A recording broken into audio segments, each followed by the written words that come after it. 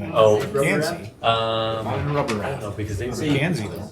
Well, I have two in Mackenzie, but this is, I mean, you shoot down, there's one. Oh, really? The rocks are clear out. And you literally have to set yourself up, and as soon as you start, you gotta yank the oars in, just like that, just as hard as you can yank them in, they go across, and land on your lap, and you shoot Get it down. right back If you out, don't, yeah. the oars hit the rock, you gotta start spinning. Yeah. You guys aren't mean. I was in the boat with Tyler when he did that one. Okay, I don't know if I wanna do that one. Cause I did quite a bit of oaring when Tyler's there, he wanted to fish too. Yeah. And I did some that were pretty. Like you remind Tyler that he's told me a dozen times. Yeah. Pocatello one, Cause I get in trouble. Pocatello one, and the Fort Holmes. He's promised several people fishing trips. He puts my name on it. And then the kid. Made it. Yeah, well, I think. I promised the fishing trips to you guys. Remember, Chambers not gonna be here tonight. Do you know if he's is he gone? What's Do that? you know if James Rubber gone? That's all good. Well, good. Yo, that'd be great. He stepped out. He got. How's the water supposed Oh, he was here already. to be low? Okay. It's not like last time when he was. Are you gonna put in a boundary grade? Yeah, we were at first boat last time down through there, when they had a big old blowouts. And it was first big one. And I tell you, there was one area, or two areas, the one was really laugh. I had both talking to ourselves back and forth. I said they're talking back up. And So was it early in the year then? that was like when it blew out, supposed to rain from rain. Oh, from big rainstorm. So I think And there were big old metal things hanging out from the bridge that washed out. Oh, yeah. And it ripped out of the side of the boat on the one side. So we had to back up over the willow bushes and then launch it. Okay. You know what I'm saying? And he did so good that he and they said, we'll take the rest of us through. And we had to sit down below and catch him and pull him off the side. I still remember about Grand Rapids, Marble Creek, and what's the one? Big rocks out there. I'm just. All right, it is 6:31 actually, so let's go ahead and get started.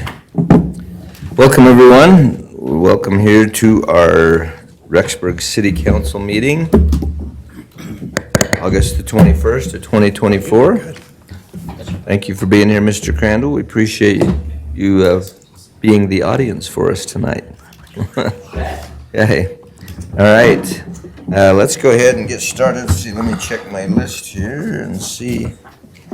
Let's see, Councilmember Johnson, would you offer the opening prayer for us? And Councilmember Colin Erickson, lead us in the pledge? Okay, we'll go ahead and start that way tonight. Thank you. Our dear Heavenly Father, we're so thankful for this beautiful day, and we're so thankful for all the blessings that we have from living in the community that we live in. And we ask thee to please be with us tonight, help us to be kind and to be able to make sound decisions. And we say these things in the name of Jesus Christ, amen. Amen. Amen.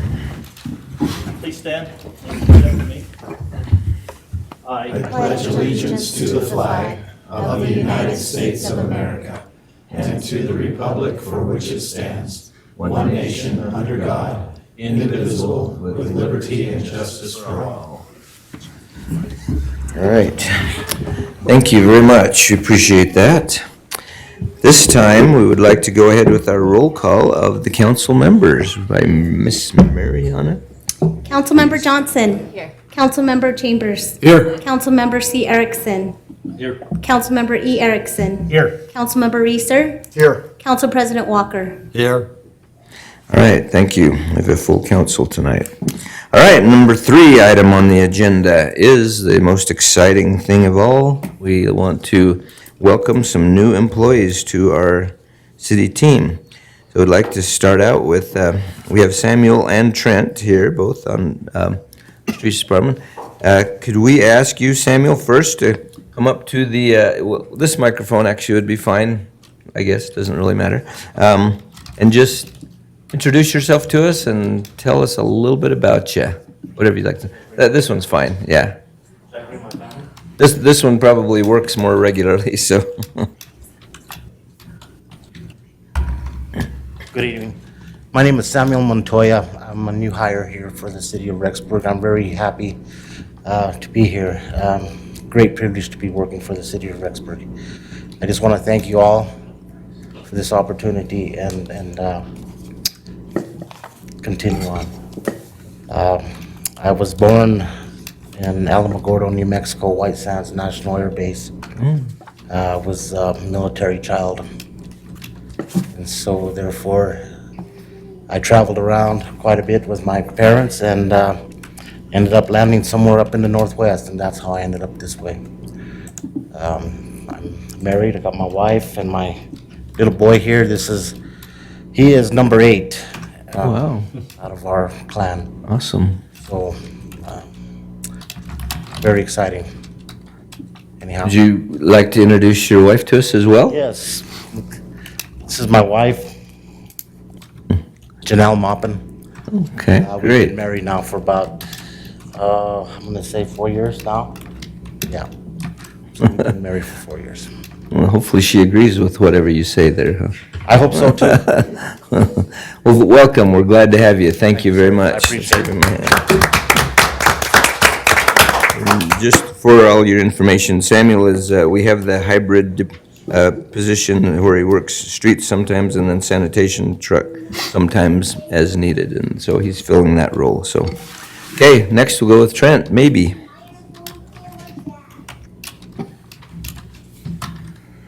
Evening, guys. I'm Trent Rockwell, maybe. First off, just want to let you guys know I'm very appreciative of the opportunity I have to work for the city of Rexburg. I'm not the first maybe to be here. I'm the youngest son of Gordon and Celia maybe. Okay, yeah. Gordon was just retired here a couple years as a police officer, so it's really exciting, kind of in his way follow his footsteps, but also make my own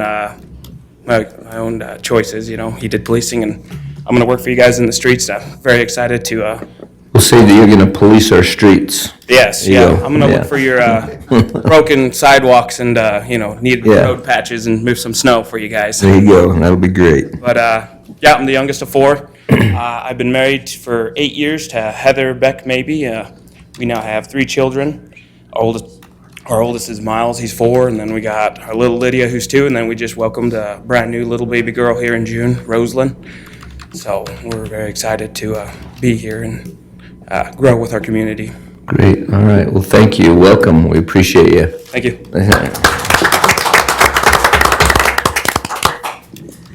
All right, thank you very much, we appreciate you being here. Item number 4 is a public comment time. This is for anyone who might have any public comments to make for items that are not on the agenda. Is there anyone that would like to make any public comments at this time? And if not, is there anyone online? There is one person online, but they have no questions. No questions, okay, thank you very much. All right, so we will move to item number 5, which is our committee assignments. So let's start down here on the left with Councilmember Reeser. Do you have any items to report from committees or anything that you'd like to report on? Not at this time. Okay, Councilmember Eric Erickson. Just report on a very active summer for the Parks and Rec Department.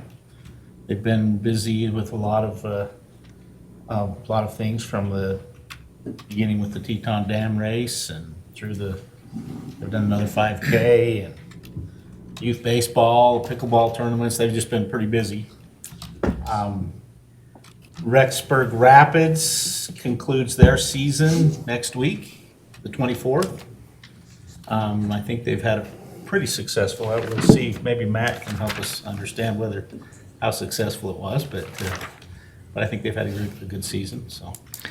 Yeah, and just so that you know, they're doing the duck race at Rexburg Rapids on the 24th as well in the evening. So if you want to participate in that, buy a duck, and for that's proceeds to benefit the recreation district. So they'll be doing that on the 24th as well. Yeah, and then I think we're discussing pickleball again tonight, so. Yeah. Okay. All right. Thank you, Councilmember Chambers. I don't have anything, Mr. Mayor. All right. Thank you, Council President Walker. The ADA Oversight Board met last week, and they're just kind of getting organized for some community education. They're pretty passionate about what they're doing, and so they're just trying to get things organized so they can go do some community education on some ADA stuff, so. Good. And that's all I have. Okay. All right, thank you. Councilmember Johnson. I don't have much. I just had one question on our Parks and Trails and Recreation, that committee. Do we have any update on when we'll start meeting with the residents on that committee yet? No, I don't know on, like on their first meeting, we'll have to ask John about that. We did get the three, well, we ratified them last time, didn't we? So, yeah, we got them on there. And I will make a note here to talk to John about setting a date for the first meeting. He's out this week because his wife had emergency appendectomy yesterday, so so he'll be back next Monday, and I'll visit with him about that. Thank you. Councilmember Erickson. So the airport board did meet. We have an action item down on that, so I'll let Keith talk a little bit about that when we get that action item. The golf board met and did discuss. We're still having just a great year out there. They're using our facilities. The municipal, the little course, the in-city course is doing quite well, which is great. And the school board is a kickoff today with the school board, with the school district for the beginning of the new year. Randy Lords got up and talked to the district. They did give an award to Var Snedeker for the years of service, and also Grand Peaks for coming into the school district and helping out the middle school, and also with the elementaries this year, which is a huge thing as we've dealt with a lot of mental health issues with our youth. So that's a great thing. That's going to be a good asset for our school district. And then Celebrate Youth was last night, and great turnout. If anybody got out to the park, Porter Park was packed. Yep, there was a lot of people there. I did see the mayor there, and there was a lot of people there enjoying our parks and enjoying the Rexburg. So that's all I have to report, Mayor. Yeah, that was great. And actually, I think, mentioned to the rec department, I think they're starting their adult softball league tonight, actually, is what they mentioned to me earlier today. So that'll be going here for the next few weeks, so it'll be good. Okay, all right, thank you very much. Let's move on to item number 6, which is our staff reports, and we'll start with our Human Resources Department with Terry Hill. We will be talking about the review and approval of the Employee Policy Manual.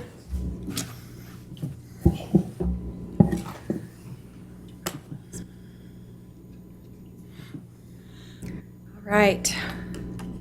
Well, hopefully you all had a little bit of time to review the changes. This is a pretty big change this year, going from NAVIX Policy Tech over to Lexipol. And because of that, then we have a lot of policies that are added in as best practice and kind of a federal regulations. We chose to go to this model with advisement from ICRIMP. They feel like Lexipol is a company that is on the forefront of keeping us updated on new legislation.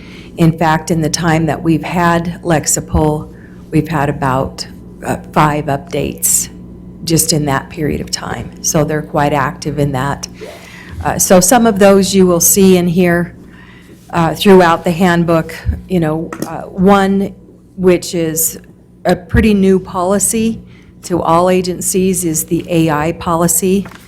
And we've, come across that we need to get these types of things added in. So I guess at this point, I'll just kind of, if you have any questions that I could answer for you on any of the policies, you probably saw that come in today from Chief Rhodes. He would like to make one change that he noted in the email, and that is to some certifications. So I'll just briefly go over those in case you didn't have an opportunity to look at those. Deb, would you mind going down to the appendix? So it's in section 1300.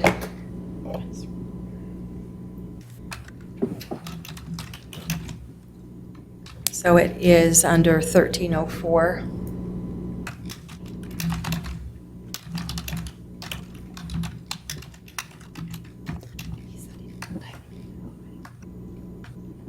All right, and under police, probably that. So right there, under police department, where you'll see right here, under this supervisor, right now, we have authorized that there could be 5 certifications in that area, and in management, 3. What Josh is proposing that we move that to all commissioned officers who meet the qualifications. He said these certifications require a lot of time served and a significant amount of training hours. So he feels that this, as our city grows, it would open this up, and, it's not something that is going to be they have to meet the requirement of that. So that changed. And one other that I got in was from economic development. So if we go up to section 203, and this is just a little bit with some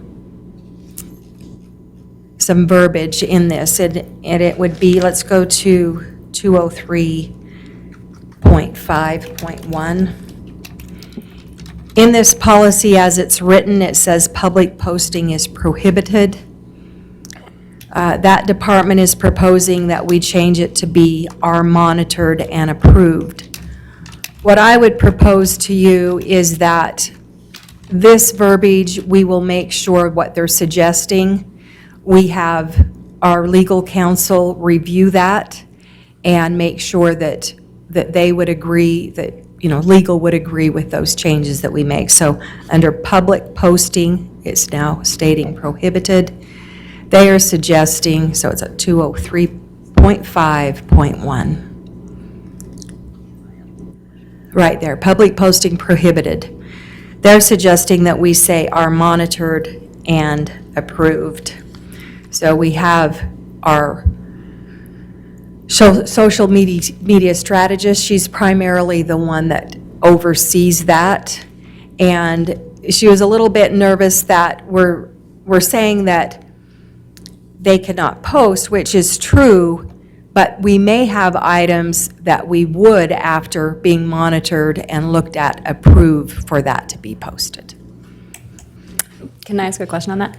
So is she talking about, like, on the Engage Rexburg? She's worried about that type of thing, or like what instances? Yeah, I think that would be primarily it, is if there's something, like they want to tag something and put out there, that would be the areas. Anything that comes in to that page, she has to look at. And so instead of saying that we will prohibit it, she just wants to state we'll monitor it, and it would be put out by approval. And in here, in this policy, we state that the mayor is going to put a designee over that. And in our job description, that is the job description, that is the designee for that, is our social media strategist that works directly under economic development under Scott Johnson. Okay, so those were the only 2 items that came in from department heads that they wanted to get in to the handbook changes. I Yeah, assume that legal's already looked at all this, right? you assume that what? Legal's already looked at this? Yes, so I'll kind of just walk you through the process that happened with this handbook. We engaged Lexipol, we sent them our whole handbook. They have specialists that then dissect that manual, and they put it in where they believe in their handbook it would fit in. So then we met it was probably about a 3 to 4 month process where on a regular basis, weekly, we would meet with one of their specialists, and we would go through and learn the program. We would look at the policies and where they put them in. We'd make any changes that I had noted that we needed changed from the last handbook. And then once we went through that, myself and Catherine, and we consulted with Pamela, our payroll coordinator, and then we got it ready, and then Matt reviewed the entire handbook. Once Matt had reviewed it, then it went to Stephen, to legal counsel to review. And at the time that I sent it to Stephen, I also sent it to our fire chief to look over at that time as well, so.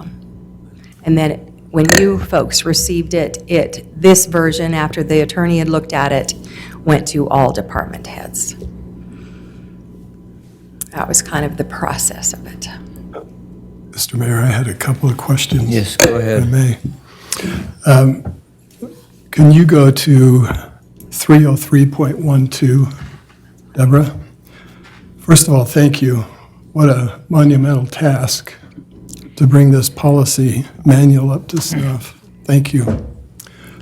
So this particular paragraph has to do with the Madison Fire District and emergency service personnel.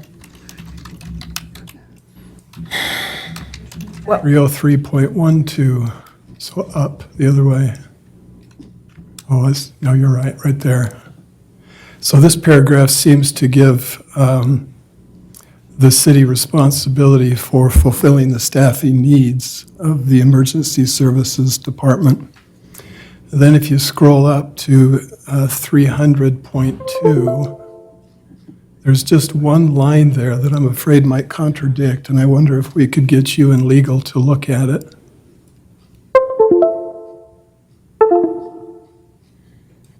Sorry, it's a lot of scrolling. Right there, that one sentence, MFD employee hiring will be in conjunction with the MFD board. So I'm not sure if conjunction is advisory or decisional, but it seems to perhaps conflict with that previous paragraph. I really appreciate you bringing that up. Let me kind of talk to the, where we took the, sorry, Deborah, to go back now. Well, I have Go back out another, of three. I have another question on this one, so maybe Okay. while she's there, I can ask that. Okay, yeah, let's do that. So that very first line in the second paragraph, oh, sorry, you're already at 303.12.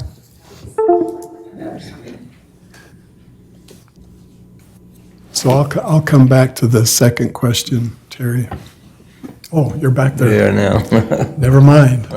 So that very first sentence, department heads are required to inform and obtain prior approval from the city council member over that department and the mayor to post announcements or to commit to hiring decision in all cases involving a new regular full-time positions, et cetera. I guess my first read of that was a little bit of a concern that you're putting a council member in an administrative role. And I'd be a little bit nervous about making a call like that without the consensus of my fellow council members anyway. So I wonder if we ought to leave that to the mayor as an administrative function, Council. Or the whole council. or the whole Department council. heads are. Like we've had before. Well, and the whole council has to be involved in accepting the budget for all new positions. If it is a replacement position, we don't require that the council get involved because it's an approved position. It's when it has to be a newly approved position. So if we've already approved it in the budget cycle, do we need to be involved at this level? No. I think if you approve it at the budget level, that is your, You can take us out I would there. assume that. Yeah. Commit to So a that, decision. in all cases. those type of hires would be addressed in the budget cycle for the next For the budget next year. Yeah, so in Most of them March, would be. in March, you probably had department heads bring to you that they wanted an additional position, full-time position in their department. And then that's where you meet, you determine through the budget process if it's feasible, and you're going to say, well, and maybe this is where you say, no, we're not going to even take that into the budgetary process for approval. We don't feel that that's where that oversight would weigh in. Then once it gets in, and the oversight has said, yes, we believe we should take it to the council for approval in the budget. Approval. And so what did it say before this change? This has been in the handbook. This procedure has been in there. That's what we followed. What is changed there, it says this must also have approval from the MFD board. And we struck that and said in conjunction with the MFD board. So that's the change for this particular. And what Councilmember Chambers is saying is we need to clarify if that sentence right there, if it now conflicts with what we're saying in this other section. So are you ready? Shall we move down to that Sure. section now? Yeah. And can I just say one more thing, though, to his question? I think it's just that it says the council member, because, I mean, like, we've all been doing that with our oversight committees, right? And it's not one council member, it's 3 of us. But It's the we're full. following that Yeah. process with an So oversight committee. we will make note then, I've got a note right here, that we'll get that verbiage changed and have it approved with legal. All right, so this paragraph now is what what Councilmember Chambers is bringing up that could conflict with. Now, this paragraph that starts with the MFD chief shall notify the city emergency services of their staffing needs. This has not been in the previous handbook. Where this paragraph is from the actual emergency services operational agreement that was signed and put in place February 13th of 2015. I put this in because I believe that it clarifies the relationship as to what is in the actual agreement. It is what we have been trying to operate under, and there's been a little bit of a split. So I felt like putting this in, not only from the agreement, but having it in our policy manual, it clears up what that MFD employee is, which is they are a City of Rexburg employee as defined by this agreement. So that verbiage is from that agreement. That is where it comes from.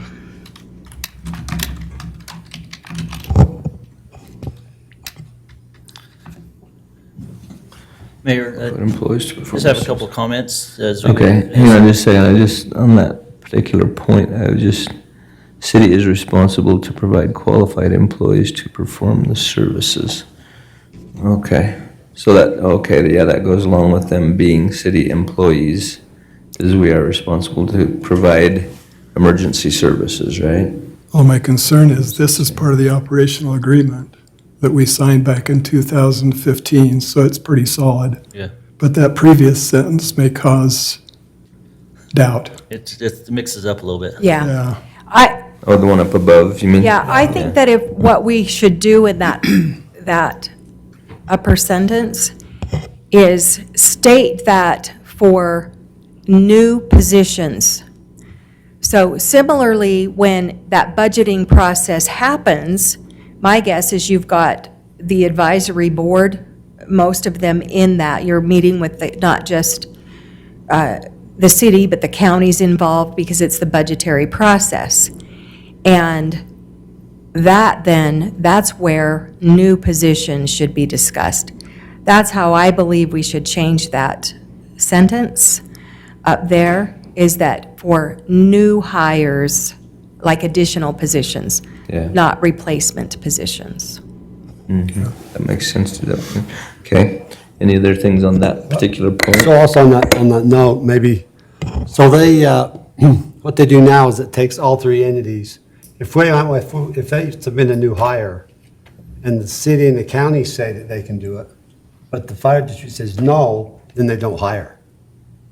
So it's the whole board that decides if they're gonna hire or not just one entity. So that's the part, I guess, that's that where the powers talks to be in about that where it says in agreement. Is that- conjunction with, right?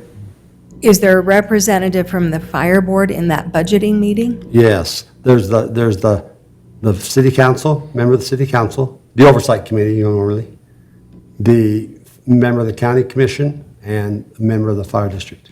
So really then, we're actually, in that first paragraph, really that's what we're stating, right? We're We doing. wouldn't necessarily need that line, because we're stating, right, in that, whoever is in that oversight committee, and maybe that's where we need to rewrite it, take that line out for the MFD. No, it needs to be the MFD board is who, Right, but it just needs, let's go back up to that.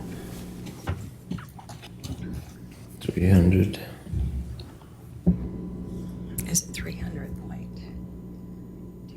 There. So right there. I think in this sentence where it says, the hiring decision in cases involving new regular full-time positions, it's this department heads are required to inform. I think it's that top sentence where we need to state, we need to clean that verbiage up. And that's where we're going to state that is through that oversight committee and council member in that budgeting process. Rather, it's for MFD, because that's who we're requiring to be in that budgetary meeting, right? right. But where you saw it says MFD employee hiring will be in conjunction with the MFD board, I think that right there takes care of that, because you got the Madison Fire Department board and the So city. in there, then if we just clarify that it's for the new New hiring. hire. Right. You have Then it to won't place in somebody, conflict. nobody, I mean, Okay. So maybe MFD employee, new employees hired will be in conjunction with Right. MFD board. With new positions, yeah. Okay, Yeah, something like that. That sound good? Okay. All right. Anything else on this point? Colin's got a couple questions, but I just, Okay, go ahead. is yours Go about this? No, go, I'm gonna go. if it's about this, let's go ahead and I just- continue this. So is the reason for the 3031.12, do you feel like that's going to help just establish guidelines for all of our employees that they'll follow across the board? yeah, I think what it does is it puts this operational agreement, the sentence that involves employment, it discloses it, and it now matches, that policy manual matches what is truly in the agreement. So it cleans that up. Okay. All right, now let's move to, First of all, I want to just say thank you, Terry, for taking us on and your team and all the work that put into it. Thank you. Going through it, and I can tell you, right, I did not get through all of it. There's a lot to go through and a lot to digest. And after dealing with many, many years of policy and procedures through the police department, the first time digesting it, sometimes you throw things out and sometimes you try to bring it back. It takes more than just one time. And with us getting this last Thursday morning and trying to go through it, and I found out a few things. I worry about the volunteer section of it, where we're making it so tough to have volunteers. Some of that wording, that we need to reword that, because like the animal shelter, when we started that program down there, we was paying officers to do a lot of work down there, and now we have volunteers down there doing a ton of it that's given back to the city. We don't want to make that too tough for the volunteers to come volunteer for us. So there's several different sections in here I kind of hit on that I'm not going to go through all right now. I just felt like, and just having a couple department heads, at least one, had mentioned to me that he did not have enough time to really digest it either, in a time frame to go through it. I would kind of move to table this until we have, because policy procedures is huge. When you kind of get this locked down and then start down that road, especially with ICOPA. Is it ICOPA? Did I say it right? No, Lexipol. With Lexipol, we dealt with Lexipol many years back at the police department, and it was like a volume this big, and I mean, it takes a lot to understand that. But before we put this Will we policy be in better off effect to and try lock it to down. review it, a section at it, or a few And sections? maybe go through a little bit more with the department heads. I don't think they ought to have, I'll say because it comes from here, but if it's gonna affect their department, like maybe this one right here, or like volunteer, I think we need to get a little bit more digestion into it and really bite into this. Well, I think it's a great start, but I think we need to timetable it till we can get to that point. Well, I guess, you know, and I respect that. We can certainly amend any of these policies as we go along. So we've had, you know, so many people that have gone through it, and let's just say the volunteer one, for example. It really cleans up. We have a pretty set standard operating procedure for the volunteers at the police department, right? And this handbook is an overall policy. And then each department should have their SOP, their standard operating procedure, that then further directs what they do in that division or that department. So this is kind of an overall reaching. So we have to not only keep in mind the volunteers at the animal shelter, but we have to keep in mind volunteers for recreation and for cultural arts. So we want a policy that stands back like this, right, that's overreaching, and then you can drill down in those SOPs. You know, so what I would say to that is that you've had a lot of people that know about policies on the employee portion of it, review it, and your legal counsel.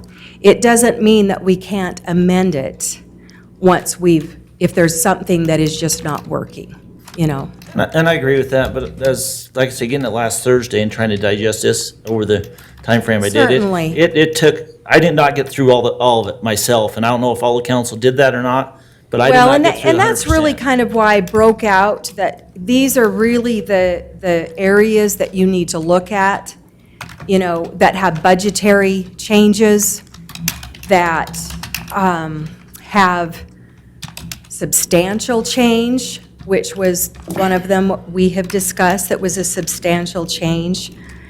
You know, I think it was the AI policy, you know, adding that in. Everything. And to be honest with you, that AI policy, and some department heads have already been through it, right? So the AI policy, our Chief Information Officer Todd Smith went through that, you know, in full detail. And we had a policy from Lexipol, and we had a policy from iCrimp that we compared to choose.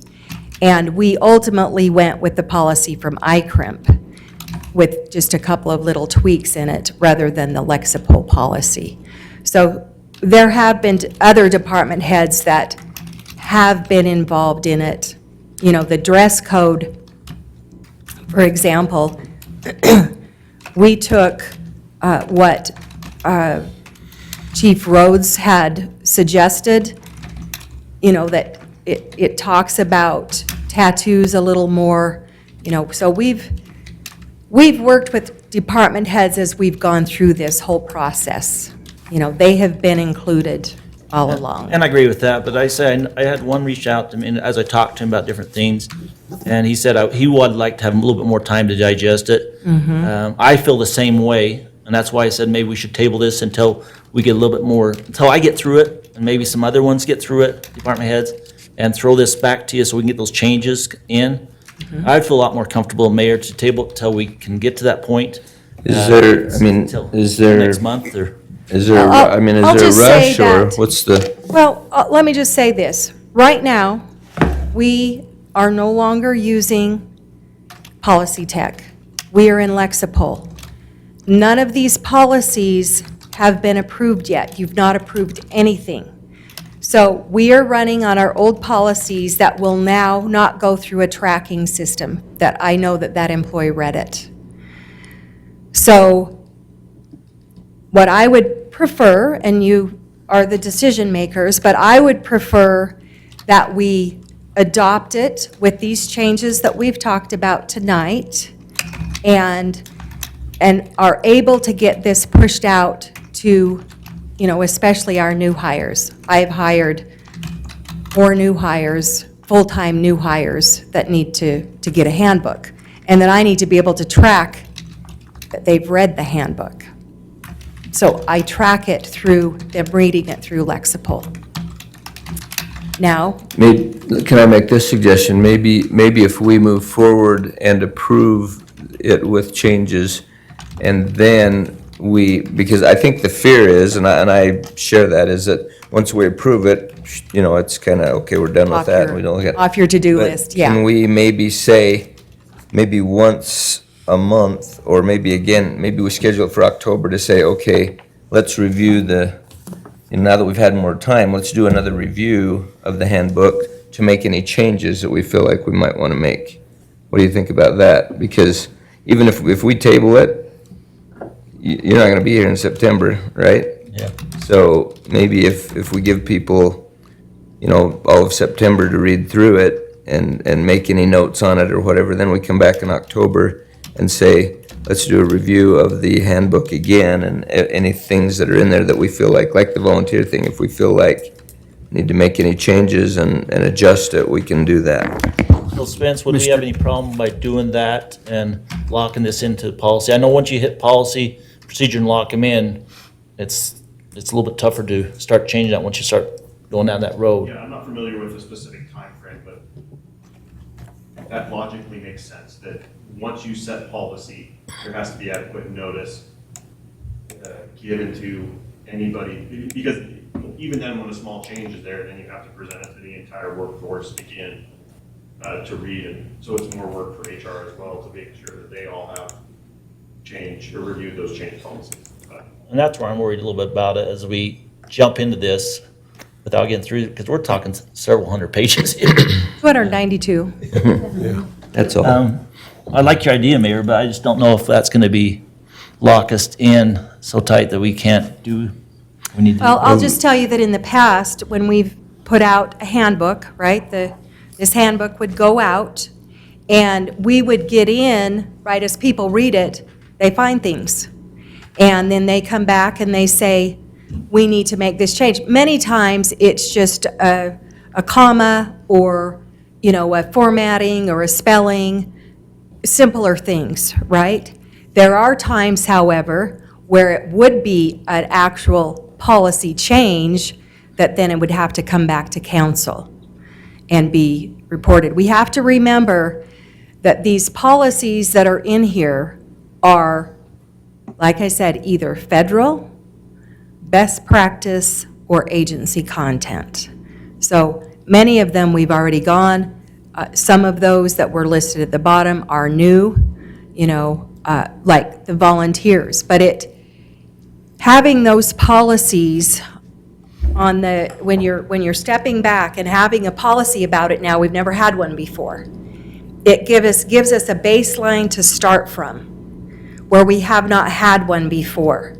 And as we start to work through that process, there's many items in here where now, once it's adopted, we've got to go create forms that match what we're stating in the policy that we have. And there's a lot of them, I see. There's a lot of them, and we have a list, and we'll have to put all of those processes in place.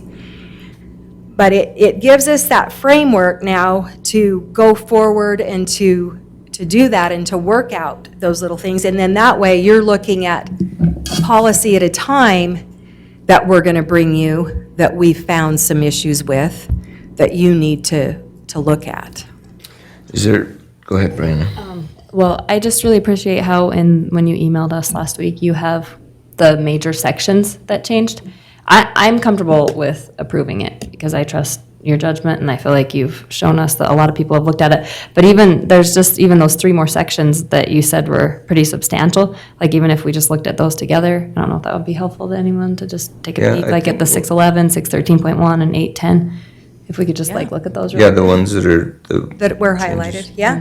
Yeah, I think that's good. And then maybe we could look at the volunteer one while we're talking about it tonight too, and So- see what we want to go. And Mr. Mayor, I Yes. agree with Brianna. I think we could approve this tonight, and then to your point, Colin, I think it would be fair to say to all the employees that 6 months from now, once all eyes have been on this for a longer period of time, we're going to take another look at it. And if there are changes or revisions or corrections that need to be made, we'll make them at that time. But this way, we'll get it out there so that more eyes can see it. And that's why I'm saying, I've dealt with Lexipol before with the police department, and we adopted it, and then we went away from it because it was so overwhelming, because Lexipol covers big cities, small, I mean, they're kind of a mass coverage of lawyers, insurance, really, that you got, and they cover everything. But sometimes it doesn't adapt to our city, and that's why I want to be careful as we Yeah, jump we've in had to there. go take several policies out. They're still there, right? They're just hidden in the background. They'll always be there, they're hidden in the background, because we felt as our CFO, our attorney, as HR went over them, we felt that it was not something that we wanted to, that our city was not in need of, or that we felt was applicable. And that's why I'm saying there's a lot there, and I just don't want to get too fast on this as we go there. I agree with you, with Robert, what he's just said about, and Mayor, maybe we should adopt this as we go right now and go into it and I'd like the department heads to really dive into this, how it affects their department, and make sure they do. Because They will have to read it, and they're going to have to be the ones that enforce it, right? Because I talked to, like, say, and they didn't have a time to digest it through either and eat this whole manual up.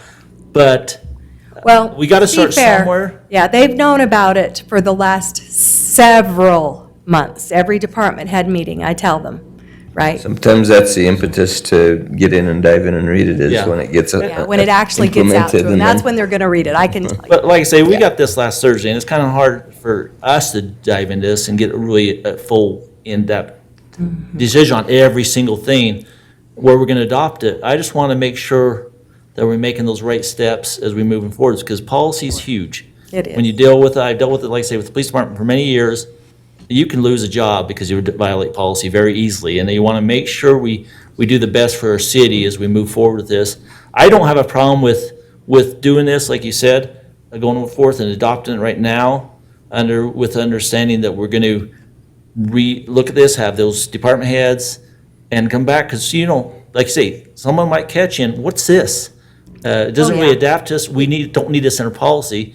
Make sure that we're going through legal, covering that, as long as that covers us, and not send us down a road that will hurt the city. All right, why don't we do this then? Let's kind of continue on through this and look at it with the idea that we will, push forward, and then we'll revisit again in several months, like Robert suggested. Yeah. I got one question. So let's say we adopt it and then we change the section. Do the employees have to read the entire handbook or just that No, section? we have control over just sending that section out. Okay. Because last thing we want to do is have our employees spend all the time just reading the handbook. Yeah, Every month if absolutely. we change it. Because 292 pages is a lot. Yeah, and they're not going to do it. Yeah. Because in the fire department, police department does have another manual that goes right along with this, another 300 pages. Right, So, exactly. Well, honestly, Well, every bedtime reading. department should have an SOP, right? And that's what we're finding is that All that bedtime. through doing this process, we're finding that this is overreaching, and you've got to drill down those specifics to each department's SOP. And so I've got Public Works that are getting started to get their SOPs put together, so. All right, so if we look at that 611, that was the next one that was on the list. And this is the on-call and compensatory time. We spent a lot of time in this because there's been a fair amount of confusion. And this is really one of the policies that we said, we have to drill this down to the SOP. Because we've got water that allows 2.5 hours they get paid 2.5 hours if they're on call, or if they do a call out. And so we had to go through this quite in depth with many changes to clear up some of those items.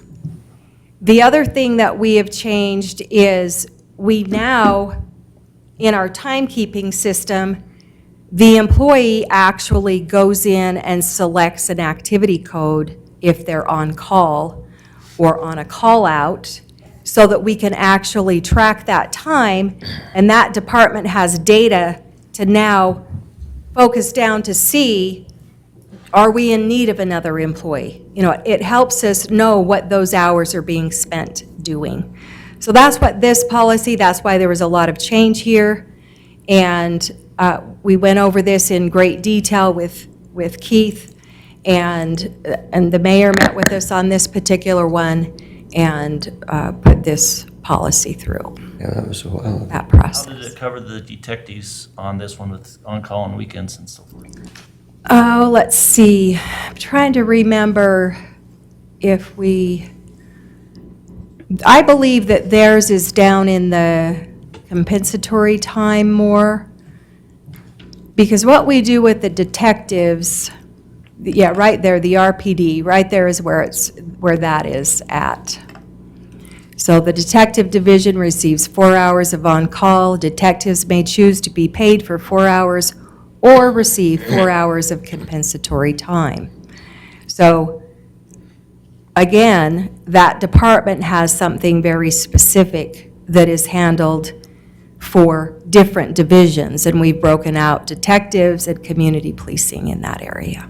Fire department, same thing, right? Isn't that- And fire has, Above it. yes, exactly. Which is really nice. When I was there, we didn't have this, and it was a Yeah. struggle. 'Cause we So was we've all over really the board. just tried to clean a lot of that stuff up. And some of this is, we haven't had a policy on it, but the practice has been something like this. And so now we've put it into policy, what the practice is. You probably saw that on the planning area. They had their administrative assistant, we have been giving them a 4% for getting the permit technician. It's never been in the handbook, but that's been our practice.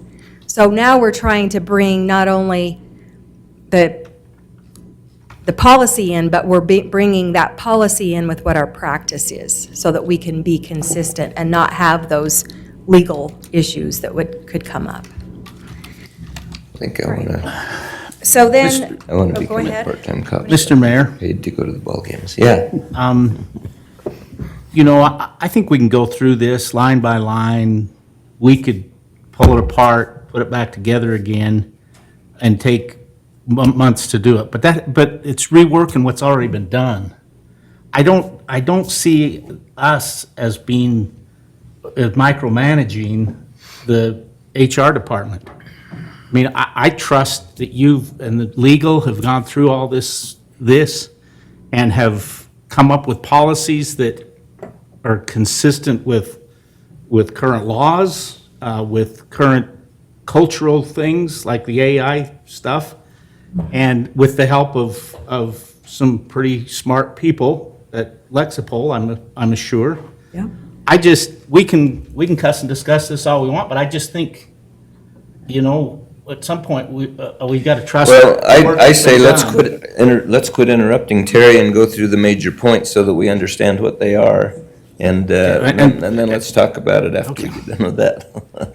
I think we do need to understand the major changes in the thing because we're responsible for them. Okay. So why don't we go ahead and go through the major changes like you talked about so that we know what they are, and then that way we can feel confident in what we're approving, if you feel like you want to approve it. I think let's go up, let's scroll down. I don't think, things like dinner reimbursement, stuff like that, we need to worry about, but things that you feel are the major changes. Anything in blue is a change, right? Okay. Not in this policy. Is an addition? Yeah, so in this policy, what we did here, if we scroll up just a little bit there, is here, the major thing is that we took what was out of the FLSA and we tried to clear up, because there's been really some real gray area about travel and training time. So we took the section from the FLSA and we put it in here to clear up what that was. And here, I mean, this piece of it, we worked with the police department, it's been a few months ago, to clear up some of this, because that's when you look at your policy, is when you are having issues, employees are saying, I don't understand this, or this isn't really how we work it. So we go back to our policy manual and we say, what do we need to do in this policy that, one, keeps us in the law, does what we need it to do, and is understandable to the employee and is the practice of what the department is doing. So that's what you're seeing here, is that we had this little short paragraph, and now we've lengthened it to talk about what the FLSA, how they recognize that. We put that paragraph in. So again, it's the regulation that the FLSA sets for us, and it's just clarified in the policy. Okay, anything on that? Nope. Well, I don't. Anybody else? Pretty cut and dry. Yeah. So that's that one. Now you want to go to 810, policy 810?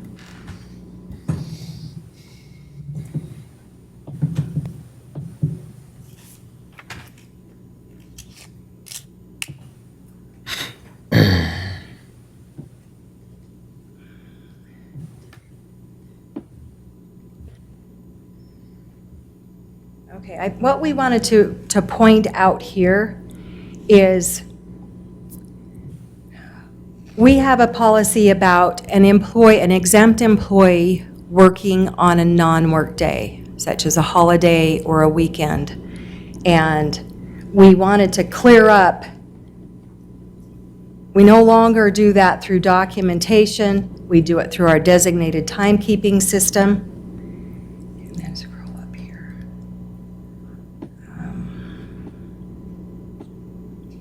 And then again, they need to request it through the designated timekeeping system. And exempt employees must approve their used leave in the timekeeping system. We have a fair amount of exempt employees that are not going in and putting their time in to the timekeeping system. So therefore, we're not able to track when they take a vacation day or a sick day. So we wanted to clear up that they needed to do it in the electronic timekeeping system. So really, that's the substantial leave. Okay, so a non-scheduled, yes, so we're clarifying a non-scheduled day is not considered the day that you are required to work because of your job description. So for example, if I am the Rexburg Rapids pool manager, I need to be over there on Saturdays and on holidays. So that is, because of my job description, that's considered a scheduled day. I need to then budget my time and not claim an earned vacation day. We tried to clean that up there. So that it says such as a weekend event, like a race. In this instance, you should manage your time over the course of the week to compensate for your needed weekend work. Oh, yeah. So it's clearing that up Yeah, that's good. so that, you know, we could have cultural arts and we could have recreation that are getting a lot of earned vacation days. They can't even use the vacation days they have, but now they're getting all of these earned vacation days. So this cleans it up for the business to specify what that would be. Okay. Any questions about that? All right. Anything that is next, or is that it? That was the last one on it. Could we look at that volunteer one? Yeah, can we go to that volunteer Yep. page and just talk about that? Because there's a question That there. is 209.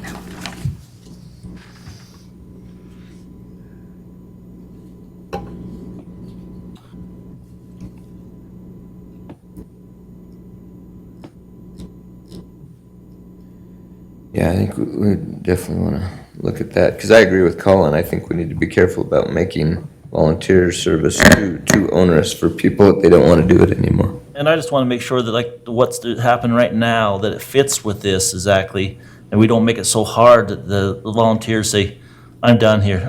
You're making it too hard for me to volunteer, I'm not going to do it, because like I say, I look at the animal shelter, those volunteers have went back and voiced a lot about animals in the park on, making sure they're, Sure.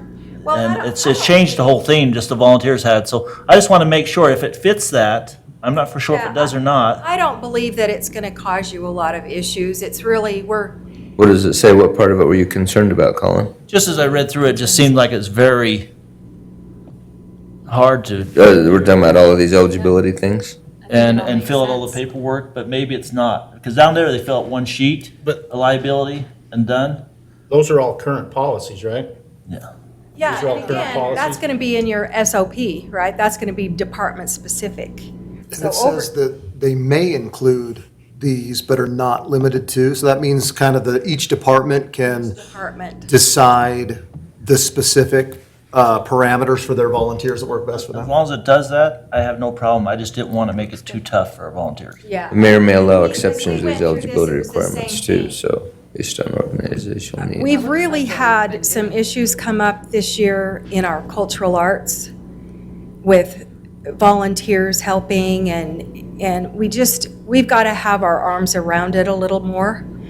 And we also had in our rec department, we have a policy that all volunteers, we have to do a background check on. And it's the department head has to get that form to HR for us to do that background check.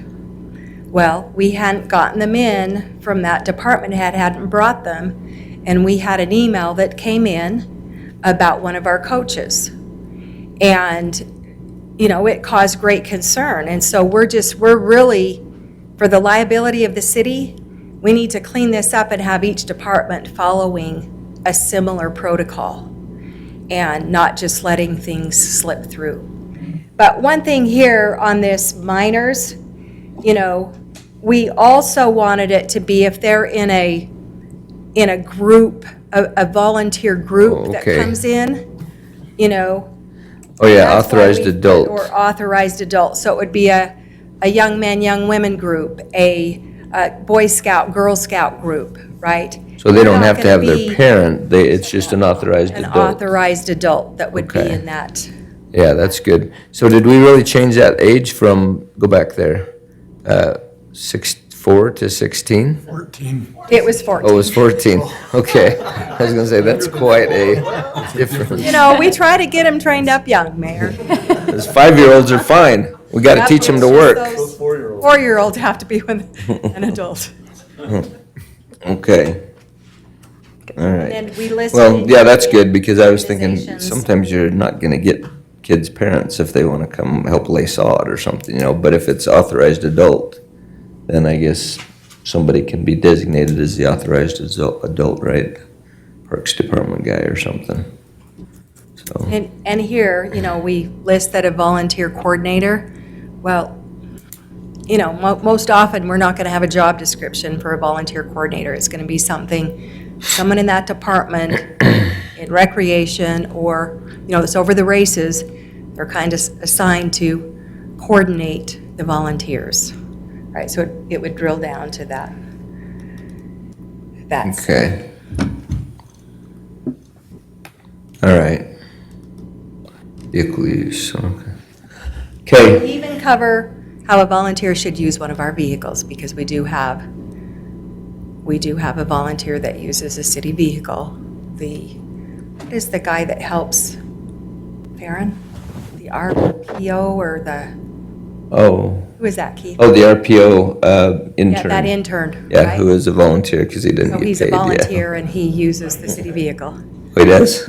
Well, he's not a volunteer Well, he's then. not a city employee, he's not paid by us. Oh. So he volunteers for us, he's paid by somebody else, but we see him as a volunteer.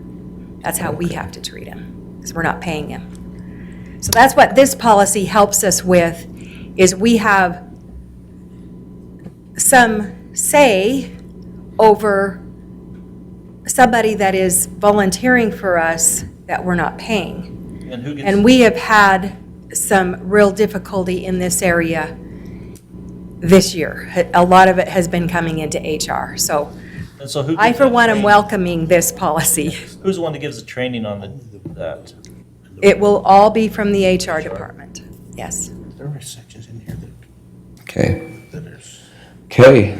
Is there any other questions or comments about this, So most of this is. this whole thing before we move on?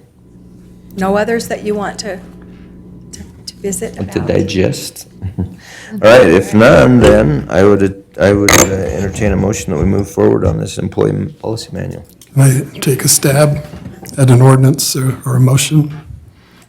Mr. Mayor, I move that we approve this employee policy manual and request that departments take 6 months to review and forward any modification request to the Human Resource Department, who can schedule it back on the council agenda for consideration if needed.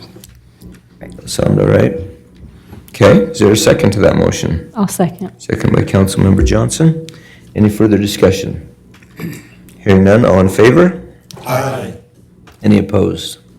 All right, the motion passes. Thank you very much. Thank you very much. Appreciate all that information. No, that's a Thank you for all that work. monumental task. Yeah. All right, we're to item 6B, our finance report with Mr. Matt Nielsen. Got 3 items here. All right, while she's pulling that up, just quick reminder that tonight we will third read the fiscal year '25 budget. And so it's kind of your last chance if you want to change anything. I don't think you do, but we're planning on moving forward unless you change it before you adopt it or third read it. So, and then as far as the financials go, I won't pull up the treasurer's report, but basically we're 10 months in is what we're reporting here, so we should be at about 83%. Our expenditures are really only at about 55%.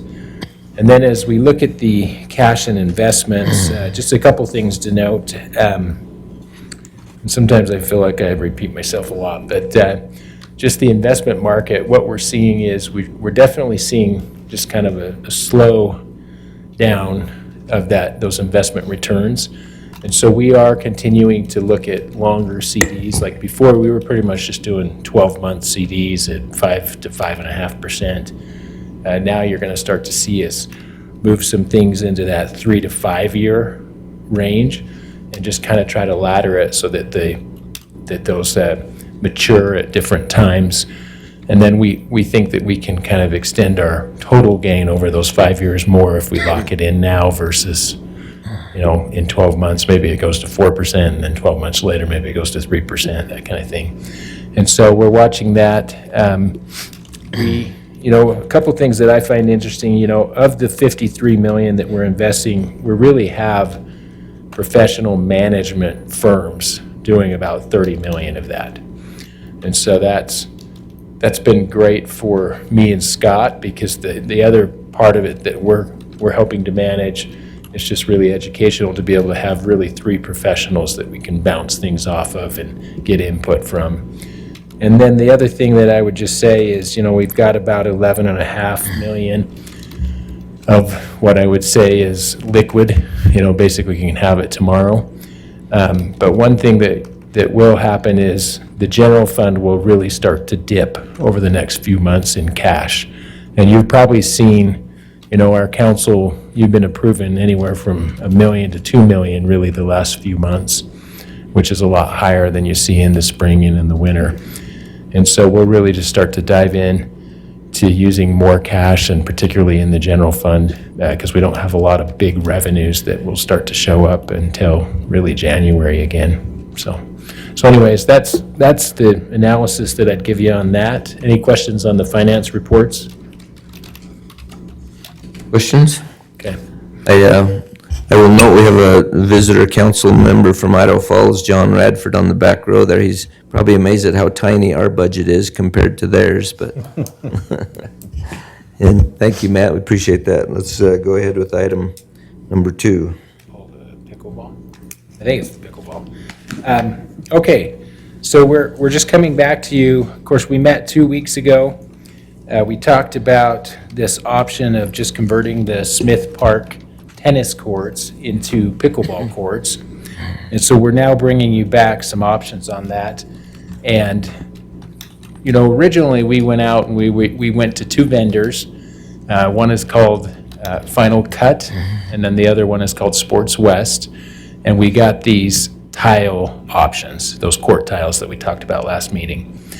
One of them did come back, the Final Cut, and so as I go through this, these are really options. So as you see, you know, Final Cut, remove majority of all the surfacing, and then you go to the next one, you can see the different options that we can approach.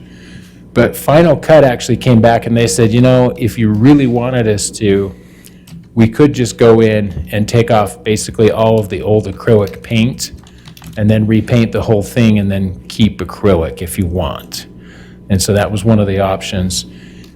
Some of the cons to that are that as those cracks come back, which they probably will because we have some pretty big cracks if you go look at it, then you're playing right on that surface, and then, you know, your balls, if it hits that crack, it's going to go all over the place, right? And then the other con really to that is that you do have to come back in. You know, they say the standard is that every 3 to 5 years you should come back in and repaint that acrylic, if you will, and repair it. And so, you know, even though that cost, as you look at that cost, says 102 at the bottom, you will have more cost through the next 15 years than probably doing the tile, is what we're kind of saying. And then let me take you through the line items, and I know I'm going to bounce around a little here, but so really that first one is if we were to go in and extend, as we talked about, 10 to 12 feet, that asphalt on the south side. I was a little surprised, as I was hopeful that that would come back a lot lower, but just the asphalt work alone came back at about $26,500. And then, of course, if you're extending it, then you're going to have to go back in and you're going to have to add fence back up. And adding that fence back up came in at about $6,000. And then you can see the pickleball posts and nets as you go across are anywhere between $6,600 to $3,800 roughly. The prep work was interesting, so it's a little harder to follow. So on that one where it says site prep, resurface, and then synthetic modular court tiles, Final Cut, they came in and they really had a resurface and then lay down the tiles labor number. So that's that $34,836. And then the actual court tiles themselves were $72,825. But if you look to the right, Sports West, they really just included the labor with the tile. So that's why it shows a little higher, the $131,287. And then they only showed just short of $3,000 for their prep work. Definitely a little higher cost with Final Cut on the prep work. They showed maybe a little more material coming into it as well. And then your interior fences, that came in pretty close. There was actually 2 vendors. So with Final Cut, they had a subcontractor. With Sports West, that third column, we got that ourselves from Fremont Fence. And so that was just over $10,000. The one difference, though, is that the Fremont Fence one has that black plastic coating on it, similar to what we have at the nature park. The other one does not, but I've went back and said, give us that quote so that they match. And so we'll see a little bit of an adjustment on that $10,500 or $10,050. And then as you go down, there's a little miscellaneous. Go down a little bit, Deb. So really, as you look at this, we did add a little bit, like $2,000 in miscellaneous, but then we put 10% contingency. Part of the reason why we did that is with the first 2 options, with Final Cut, they would do the coring for those fences, interior fences. And they said if we go in and we core and we encounter any rocks or big thing, concrete or rocks or whatever below that asphalt, then there may be an additional $10,000 cost. We think that's very unlikely that that's going to happen. We don't think that would be a big deal. If you were up on the hill and it was up in that area, then yeah, you might have some rock. But we feel like we'll probably not have to worry about that. But I did put 10% contingency just for those unknowns. Like one of those that I kind of thought of on the contingency is as we get in, we may say, why don't we upgrade those lights? You know, that would be a contingency example. So as you look at in the blue, you can see the total estimated cost for resurfacing would be about 113. For doing some resurfacing, fixing it, the cracks and sealing, et cetera, with oh my gosh, that second option with the tiles would be 174, and that's with the VersaCourt tile. And then the third option with Sports West came in at about 204,000. Now, if you go down a little, one thing that we discussed as a group earlier today is we said, is it really worth extending the courts, that 10 to 12 feet roughly? To give you an idea of what the difference is, if you were to go over and play at Nature Park, they have about 8 feet in their backcourt. If we did not extend it, it would be very similar. You'd be almost the same. And if we did extend it, then you would have an additional probably 2.5 feet. So it'd be like saying there's 8 feet in the backcourt or there's 10.5. And I think if you end up going with the tiles, I think you're going to save about $38,000 to make the decision not to extend it out those 10 to 12 feet. So really, those are kind of my final cost estimates. So if you were to go in and just do resurface with the acrylic, it'd be about just over 80,000.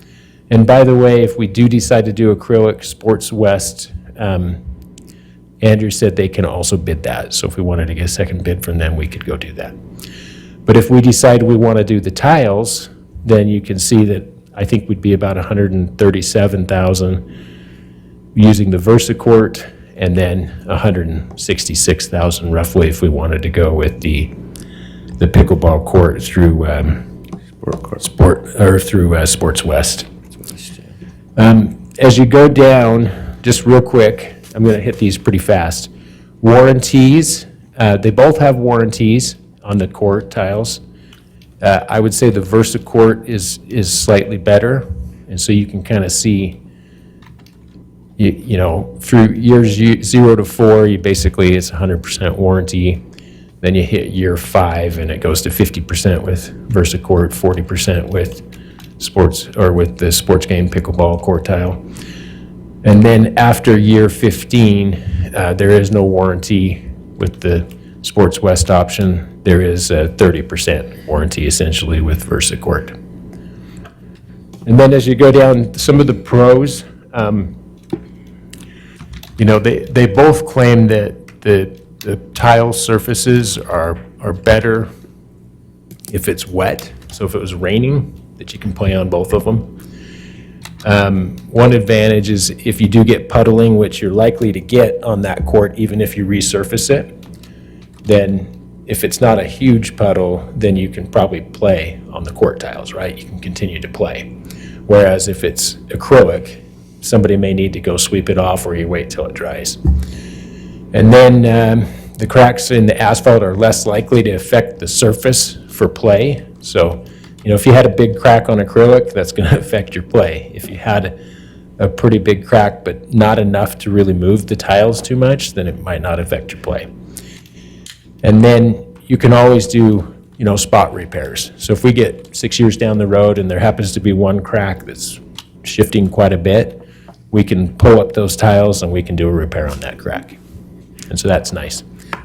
Some of the cons with the acrylic repainting, you know, that's something that you're going to have to come in and do. You know, they say every 3 to 5 years, but I think we've had our Nature Park ones for, I should have looked it up, but I'll bet it's 8 years at least, and we haven't went back in those 8 years. And then, of course, you don't have the warranty period isn't as long. And then there's no guarantee. They said there's just no guarantee that those cracks aren't going to come back. I'm trying to remember, I think, it was a few weeks ago, I was over there at Nature Park walking around looking at those courts, and I think, if I remember right, I think there are some little cracks starting to appear there that we probably need to take a look at that before too long. Yeah. Okay, so that was a lot. Hopefully that made sense. But let's discuss, and any questions we'll try to answer. I think what we're looking for from you is, do you want to extend the court to 10 feet, yes or no? Do you want the acrylic surface, or do you want the tiles? If you want the tiles, do you want us to go with the VersaCourt option or the sports game pickleball court tiles? What's staff's recommendation? We talked about it earlier today, and we felt like it probably wasn't worth spending the extra money to extend it. And then we felt like the VersaCourt probably is the better of the two to go with. It just We had Councilmember Erickson and Johnson in that meeting with us. I don't know if you guys have had any other thoughts from that since that meeting, or do you still feel the same way? I think there's some concern about if you extend the asphalt, you're gonna have two different pieces of asphalt that could, Yeah. the position could shift over time. Move independently. And that could be a problem. So I think that helped kind of guide us that direction. One of the other things too that actually we didn't point out is if we extend it, then position of our poles has got to move, as well as the lights are going to be off center, and so if we don't extend it, then those are all still in the right place. Are we getting complaints that at the nature park that it's too cramped? There's not enough backcourt? No. No, I So if haven't. that's not the case, I don't know why we would And really push the- the add-on here. And probably the reason it kind of came up was maybe we shouldn't, was because we've had people that play over at the BYU Idaho new courts, and they've said that you guys, they said they really like them, and they haven't complained about not having, and their space is about the same or maybe slightly less on the backcourt, and people haven't complained. I don't know if you guys gotten any complaints about that? Yeah, so we kind of think it'll be fine. We've definitely had some input from some of the major players in pickleball that they definitely don't like the tile surfaces over the acrylic. I think part of the discussion we had is we're really looking at these as recreational courts. We're not looking to do a tournament there. And then I would probably, at least I would recommend, and I think we've discussed this, is we don't necessarily take the new pickleball courts totally off the table, that we try to keep that in our capital improvement plan, apply for grants, and try to get that done as well in the next few years. But this is a great way to jump in, get additional courts, get 6 instead of 4, and get people playing on it right away. Yes. And I do think it might be hard to find someone that would accept the bid for that small amount of asphalt, I think it would delay it. We did get a bid. Oh, you did? Yeah, that's that that came one, from that our 26 is. Edstrom. Oh, right. It's okay. because it's just a small bit, it's That's why it's so high. much money. Yeah. Okay, I see. High. But then we could take the savings and put it toward The new ones. the new ones. So I would think that would be a good move. And so, as far as I understand from what it shows up here, the only fundamental difference between the two tile surfaces is one is, I don't know, approved is the right word, but one's affiliated with a professional organization and the other one's not? Yeah, Is that kinda and so what I'm seeing there at the bottom when you if did you the go pros down and there, cons? you can look at that, yeah, so that's one thing that they say is that their official, let's go up just a little, Deb. Official, right there, official modular tile surface partner of the USA Pickleball.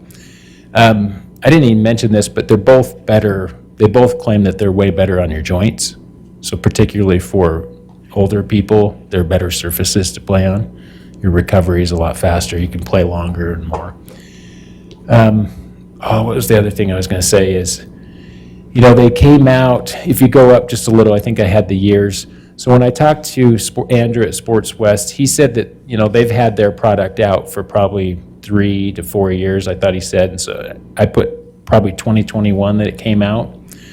VersaCourt, when I talked to Haley, She said that, when that new product came out, she was like, when is VersaCourt going to do a pickleball specific court?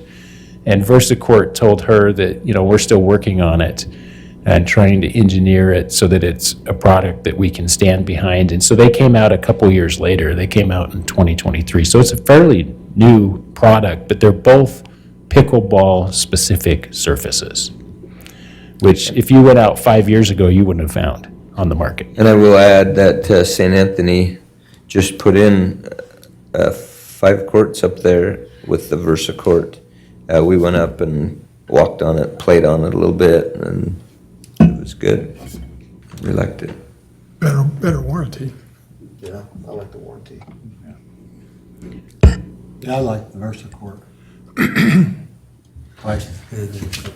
So what's the general feeling? Do you want us to just move forward with the negotiations with them? And let's see, is this an action item? Yeah, it is. Yeah. Okay. VersaCourt without the additional. Should we go ahead and move forward and negotiate with VersaCourt to get it finished up? I can make that motion. Is that the You need a motion general for that? consensus? Yeah, I think we do need a motion. And with no extension, right? With Yeah. what? I'd- Yeah, with no Yep, extension. make a motion that we go with the VersaCourt without the extension. Can we also put in there that do we need to put that we take that money and put it towards new pickleball courts? No. No. Okay. you need to do that. All right. Yeah, That's my motion. we need to be flexible with that, but, okay, is there a motion? Jesus. That was my motion. Oh, you did? Oh, sorry. Okay. I will second Is that there- motion. Okay, thank you. All right, we have a motion and a second. Is there any further discussion? Hearing none, all in favor? Aye. Any opposed? All right, well, that motion passes. We will go ahead and move forward with that. It's exciting. I got one last one. Okay, item number 3. Hopefully the last change order for the outside of the tabernacle, which, by the way, if you have not walked over the tabernacle, it is pretty amazing work that they've Yeah, done. you should. It looks really good. It's really, really good work. And they've also done some side projects at the library right next door. Being on the library board, they had some problems with their brick, and also the monument that they had right in the front with the green stone that's left over from the original building in the flood. They totally rebuilt that for them as well. So it's actually been pretty handy Yeah, to have yeah. those guys close by, because we didn't have to, nobody had to pay for that extra capital to get somebody here to do that. Yeah. So, And they're, just so you guys are aware, based on what you decide here tonight, they're going to finish anywhere from 1 to 2 weeks, I think, probably at that location. And then they'll move to the Romance Theater, and they said they'll probably only have a 2-man crew there, and it will probably take maybe 3 to 4 weeks at the One Romance. thing that I would like to mention too is if you go, as we were walking around the building, on the backside, Orlando, if you haven't met Orlando, he's a really conscientious person. He's a great person to have on that job because he's very proud of the work that he does and wants to make sure they do it right. And they've done a lot of little extras for us that weren't in the job description. Like he said, they figured probably 10-15% of the joints on that backside they would have to redo, and he said it turned out to be closer to 75 to 80% of the joints that they had to do, and they did that, and once they were on a roll, they were able to do it pretty quickly, but it looks really good. And they also took it on themselves on the utility box, the electrical box on the backside. It was old and rusted, and they sanded it off and painted it to kind of match a little bit. That wasn't in, but they just want it to look nice, and so they've done a lot of things like that. But these 3 things here are not things they can throw in on the deal, so. Well, I noticed one of them was zeroed out. Yeah, Yeah. we'll talk. The mayor negotiated that today while we were over there, so. Good job. Okay, so this first one is the tower, what we call the tower roof. So as you look at these pictures, you can kind of see they're pretty rusty, right? These are metal roofs, and as you look at the details of the top, like these, I don't even know what you call these things, but Spire. spire, I guess, but this one's totally missing the top, the round ball. This ball's like wide open. You can see kind of how the metals came apart. And so what their proposal would do is they would come in and really waterproof it, if you will. And then when they're done, they're going to also rebuild that missing the missing pieces that are on here, which, And show that, yeah, that picture right there. They said that if all 6 of you council members and I are willing to go up and help them paint those roofs up there, they'll do it for a lot less. You six can go, I'm not. I'll watch. It's a long ways up there. I mean, look at that. so anyways, here's what it is. So then they would come in and they would paint it. So basically, you can see the sizes and everything, but it would be basically about $20,000 to do that. Are they just painting that, or are they replacing any of the metal, or just where it's missing? Yeah, they're just gonna patch it, if you will, waterproof it, get some of the rust off, and then they'll come back in and paint it so that it would here. So, and then the next one is the one, I think it's the one that the mayor negotiated. So these are those really cool tiles that are right before you enter upstairs. But what's happened is water has just kind of poured in through these over the years. Now, they did seal them up top, but he's like, there's not much you can do with the cracks between the glass. You're gonna still get moisture that comes through. But what it's done is it's bulged. You can see this one actually fell off. That concrete's just gone. And then this whole side here is bulged. But basically, that was gonna be $3,300. And we said, well, if we were to do all three, would you do that one, throw it in? And they said, we can do that. And so, that's that one. Oh, I used you guys. I said, you know, the council's getting tired of all these extra things on this building, but if you'll agree to do this one and throw it in, I think they'll probably approve the other two if you do it all. And he said, I'll talk to them about that and see what they'll do. So they agreed to do that. Okay, and then the last one is, you know, everything in the front looks amazing, but if you come up underneath the front and look up, not so amazing. So as you start to look at these, I think they're tin, I don't know. Yeah. But anyways, you can see there's quite a few rust marks. It's not repainted like everything else is. So we actually said, well, what would that cost to just get that done while you're there? And then you can see that big black pipe in the corner. They would paint that to make it so it hopefully doesn't stand out like it does now. That would be about $3,400 to do that. So really what we're asking for, we can't do a budget adjustment this late in the year. It would just have to be, you know, come out of the cash that's transferred from the general fund, and it's gonna be about $23,200. But we do really feel like it kind of wraps up that project, if you will. Okay, any thoughts or discussion about that in particular? If there's none, I would entertain a motion to go ahead and approve this item on the tabernacle. Mr. Mayor, I so move that we approve the added work on the tabernacle. Okay, is there a second? I'll second it, Mayor. Second by Councilmember Colin Erickson. Any further discussion? Hearing none, all in favor? Aye. Any opposed? All right, that motion passes. We'll go ahead and get them finished up. Building's gonna look good. Hey, thank you, Matt. All right, let's go ahead with our Public Works report, or item here, item number 1, which is the approval of an FAA grant agreement for the relocated airport environmental study. So just give you a little heads up on the grant, it's just a grant through FAA. We had to break it up. We couldn't do all the funding for what needs to be done because of the money allotment that we have. So it's broken into what the parts we could do under this, and really it's kind of getting the environmental at the current, or at the new proposed site, and then also getting the land that we would need to purchase and trade with the BLM. So we're kind of working through those. And so the grant would be for, I think it was like 450, like page 4. I keep going up. So they would grant us the $412,325, but then we also have, right, that's 90% of the total, so it should be up higher, I think. 90%, so the 10%, do we split with the county on it? Okay. Yeah, so we'd still have,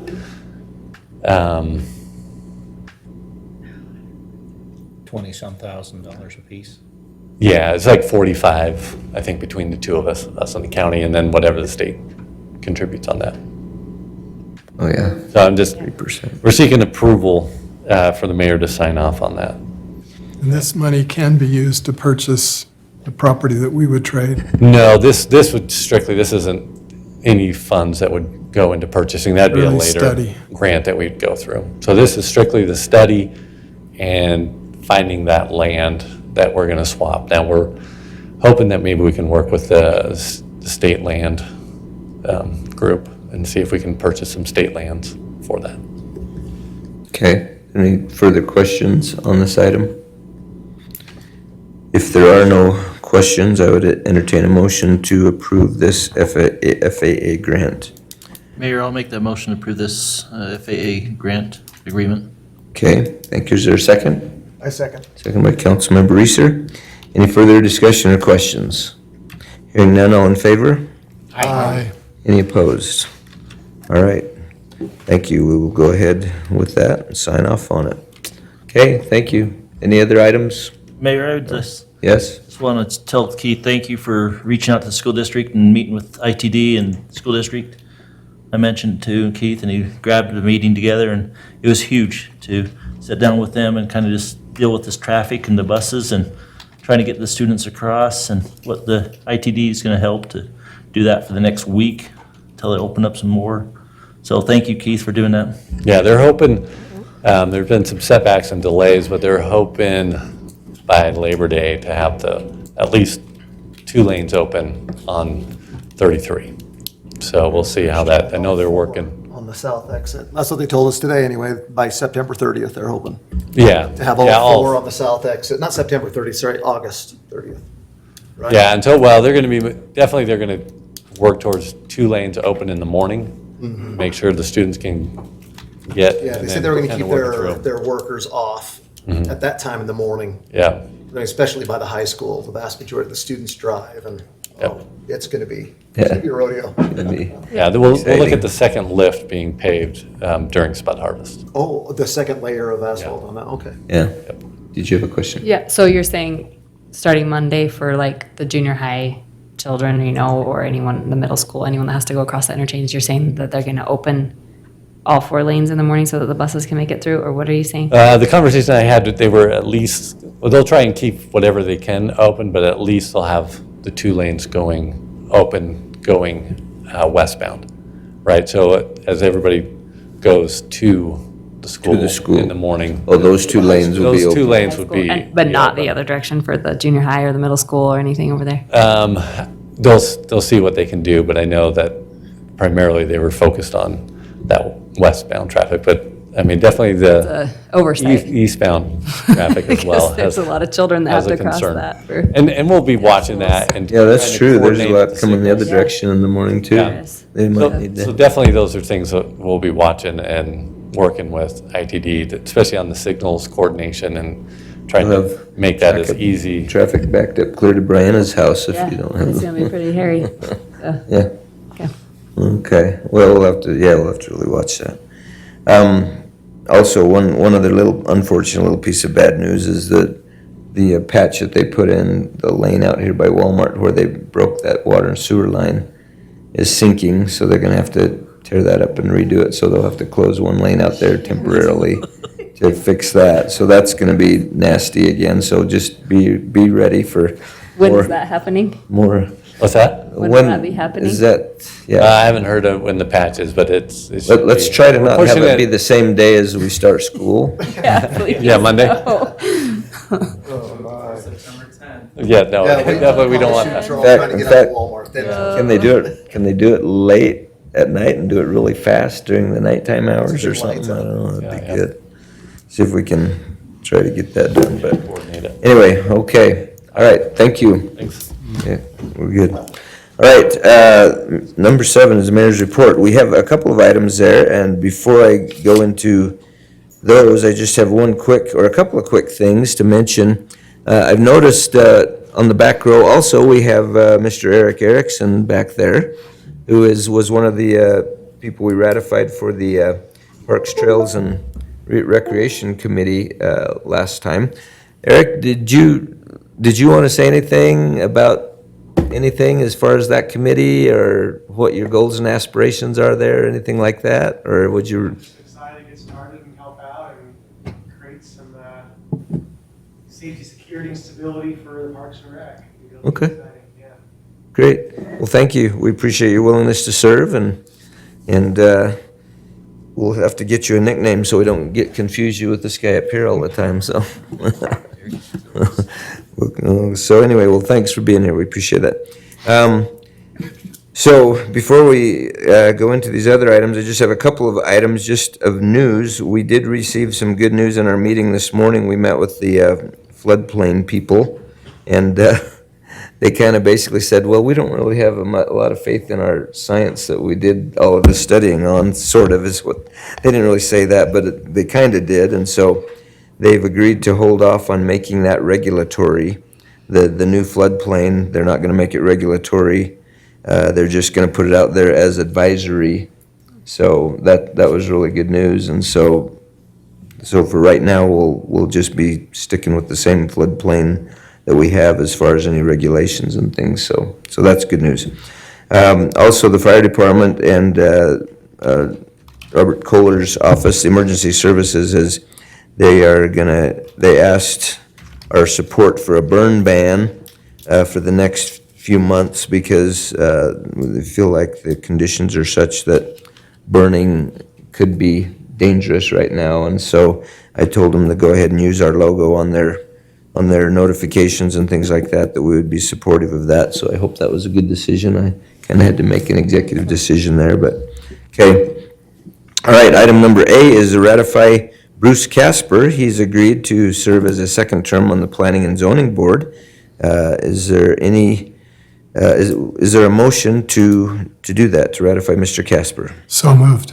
Okay, thank you. Is there a second to that motion? I'll second it. Second by Council President Walker. Any further discussion on that item? All right, he's been a good member of our board, and so we're happy to ratify him again. So all in favor of that action, please signify. Aye. Any opposed? All right, we will go ahead and make him aware of that. And Alan's got another commissioner for 3 more years, right? Right. Okay, item B is this item right here that's up on the board, and I have John Radford back here on the back is a council member for Idaho Falls. He's also the executive big cheese of the ECAP organization. What's your title, John? Executive Director? Okay. Executive Director of the Eastern Idaho Community Action Partnership. Now, this is just a quick little slideshow that was presented to us at our board meeting down there the other day, and I asked John to send it to me so that we could just go through it real quick to show you what ECAP does, because I think a lot of times most people don't really know what ECAP is and what they do. If you go over right across from Rexburg Rapids, there's the Head Start building. I don't know if you've noticed that. Head Start is one of the things that ECAP does. ECAP is the organization that does Head Start in East Idaho, in all of the up and down the valley. And so they're the ones, and they also, John, tell a little bit, see, we do that Area 8, do you want to go ahead and come up? We do ECAP is in charge of Agency on Aging, they help with Meals on Wheels, what all kind of things? Yeah, so we're the Area Agency on Aging representative for Region 6, so we cover all from Lemhi County down to Idaho Falls. We give money for Meals on Wheels, and then they take our dollars and get those out to the seniors. We do all kinds of help with seniors, so if they have anyone who's a senior that needs help with home care, respite care, so that the caretakers can get away. We do grandparents raising grandchildren. In Rexburg, you guys have a great therapist here who does a chronic illness class so that they can deal with chronic illnesses like diabetes and how they can actually have a better lifestyle for that. But we're really fortunate to partner with the mayor, and in Rexburg, we provide a ton of services. And then this was pointed out to me recently, we had to do a new video for our webpage, and we shot the whole thing almost in Rexburg because all the services were here. We have 300 units of housing, those are all 30% kind of HUD housing so that people can have more money to live and be able to support themselves.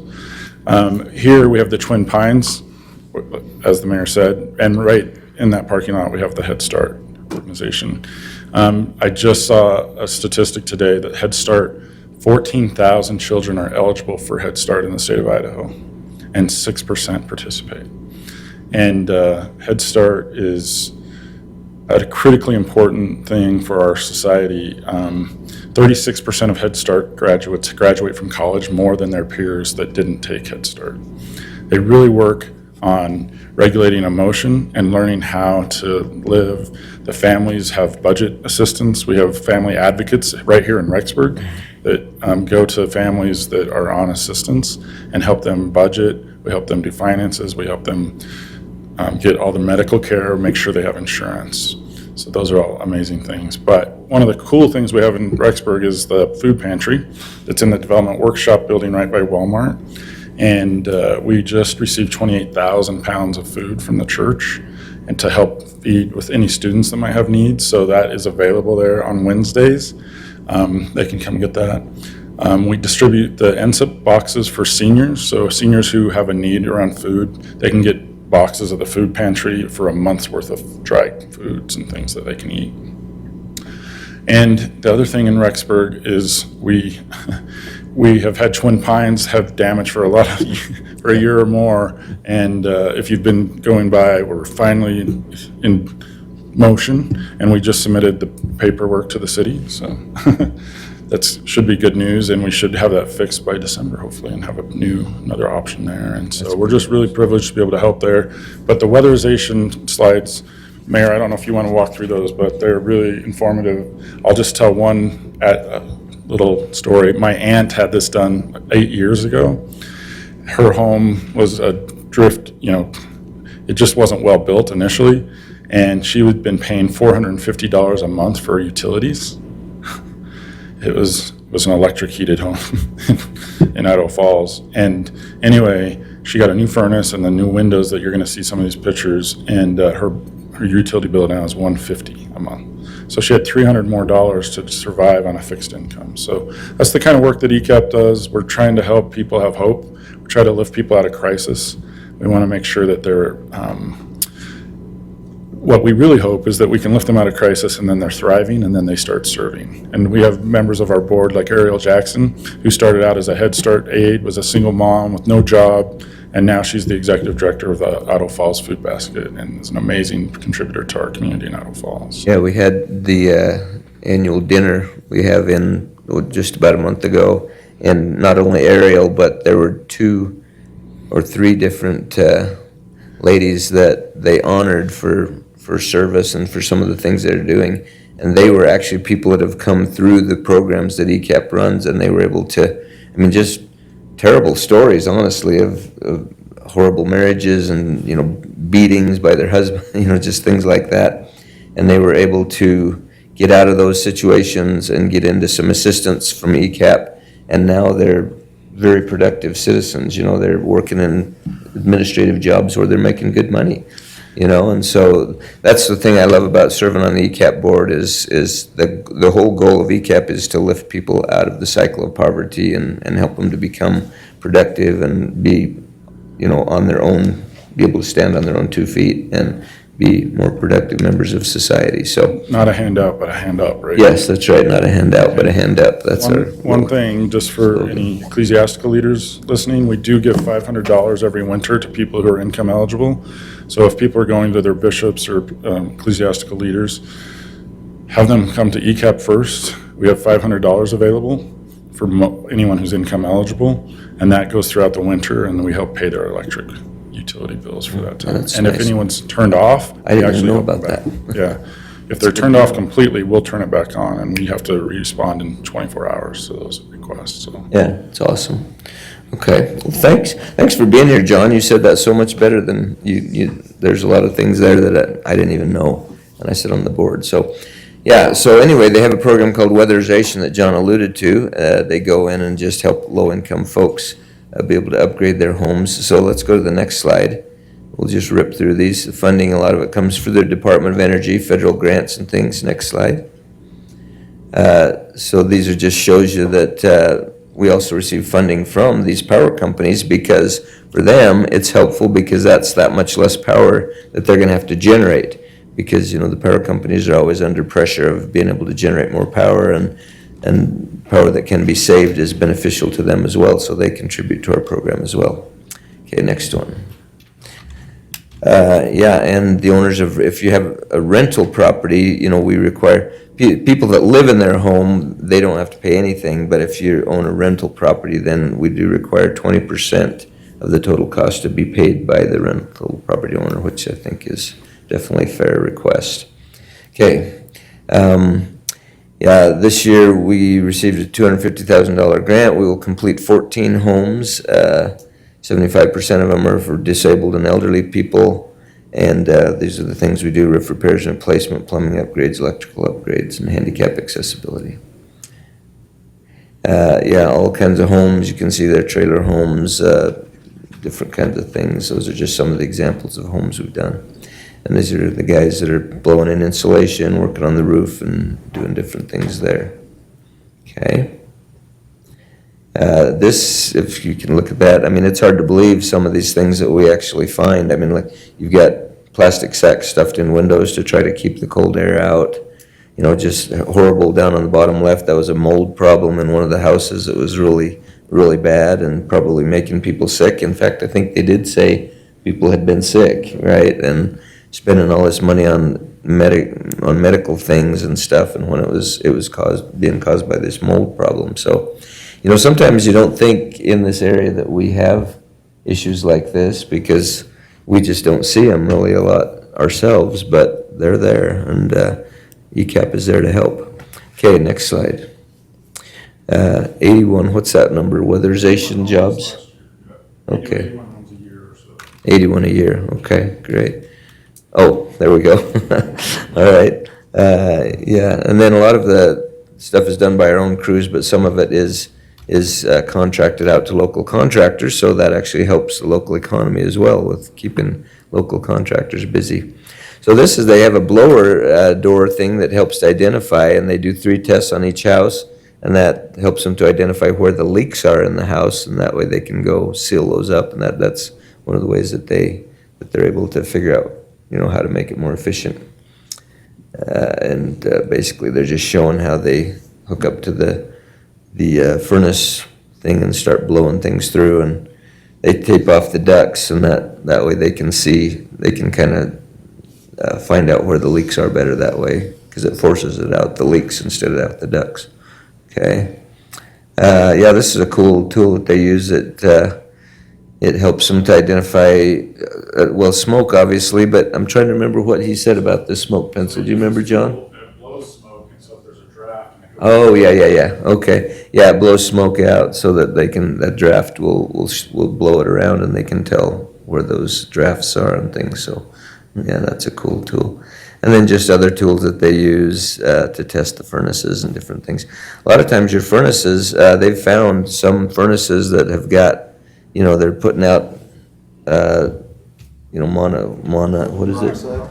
Yeah, carbon monoxide into the homes, and been some pretty dangerous levels in some of the homes they've tested. And so that's, you know, the people you save, sometimes you don't really know what would have happened because you did save them, but we're pretty confident that we've saved a few lives just with this carbon monoxide testing, and these infrared cameras like this help to identify drafty spots and, you know, cold spots and things like that too, that they can seal up. That just kind of shows you how they identify. See the lights up there? It's showing it's where some leakage is happening, and along the baseboards and things like that. That's what those infrared cameras show. Okay. And this, you know, can detect the leaks on their furnaces and water heaters and things like that. And a lot of this is what they end up doing. They zip up all the walls to take out lead for lead paint and different lead in some of the homes, and they have to contain it so that it doesn't get out into the air and onto other things in the home. And just another shot of that. Yeah. And different ways that they contain that. Flow hood, oh yeah, these are like above stoves and stuff, right? Above kitchen stoves where they put in flow hoods, because a lot of them don't have any, and they need to be able to be exhausting out some of those gases and fumes that come off of their stoves. So, yeah, this just kind of talks about low income, they identify low income areas, households, and be able to do a lot of that. I don't know if there's much more.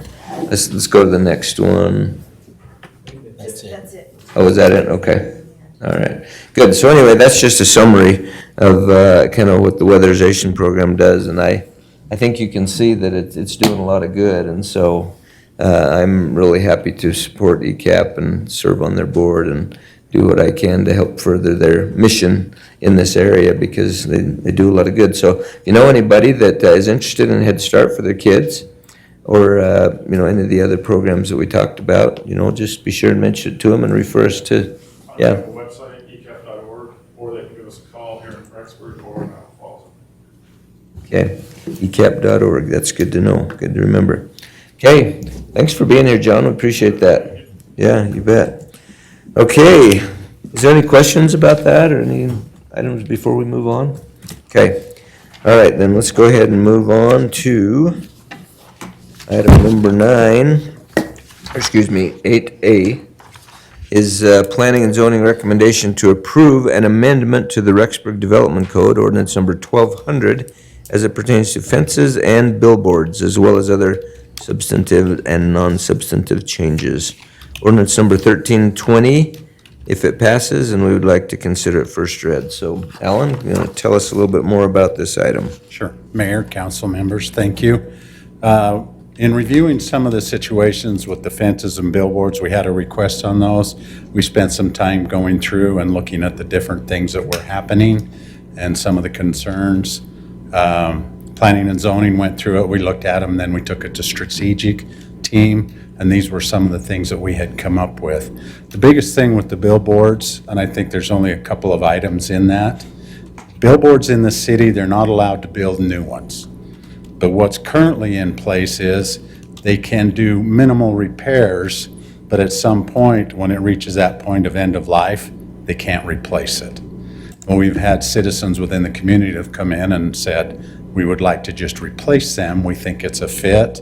And so the proposal before you tonight is to allow them, existing ones, to do a full replacement rather than that 50% value. So that's the biggest item. Now, the one here says billboards existing prior have a grandfathered status. That will be from the date you approve it. Put that in there so that they fit within that also. That's why it does not have a date in that place. Yeah. So other than that, any questions on the billboard side of this that you have? Notice that campaign signs are an exception. Does anybody want to outlaw campaign signs? That'd be nice. I kind of do. Are we discussing it right now, or we're discussing it after? All we're talking about is billboards right now, this part of it. Yeah, if you have a question on item, let's go ahead and talk about it while we're there. Well, I guess I understand the sentiment, and I'm not saying I'm opposed to it, but I guess in my mind, I'm trying to figure out how it's fair that no one else can have a new billboard, but if you had one before and it was grandfathered in, now you can have a new billboard, but no one else can have a new billboard. So to me, that doesn't make sense. I feel like the reason the law was passed was because they were trying to phase billboards out. And so this is running contrary to the point of why it was passed. So if I was a business owner and I had, I couldn't have a billboard, but the people next to me could replace their junky billboard, totally brand new, to me, I would say that's completely unfair. Typically with billboards, the owners don't own them, but they buy advertising space on them. Yesco Signs or somebody like that will own it. So anybody can go in and rent that space on that billboard. So it's not particular to any individual business. No. None of them are? No, as far as I know. I don't know if any of them are. Actually, they're pretty much all owned privately by. owned sign companies. Typically, the ones that are owned by the property owner that they're on are one that they're just ones that they put up themselves, and they're Okay. usually out in the farm field or something, So this doesn't have to do with any that are privately? owned by that business. I guess Deborah it just said would if they're in that, the city. Chamber of Commerce owns theirs, and it's a billboard. Yeah, and I don't know, I get what you're saying, and I kind of agree with you on the fairness part of it too. The only thing that I would say though is, that back in the day, they were, they kind of were on a no billboards kick back then, which I can kind of understand, they didn't want billboards all over the place, making it really messy. But I think things have changed a little bit in that I think we've realized that we do need some billboards to be able to help businesses survive, because there are some businesses they get a lot of their business from the billboards and people seeing them. And,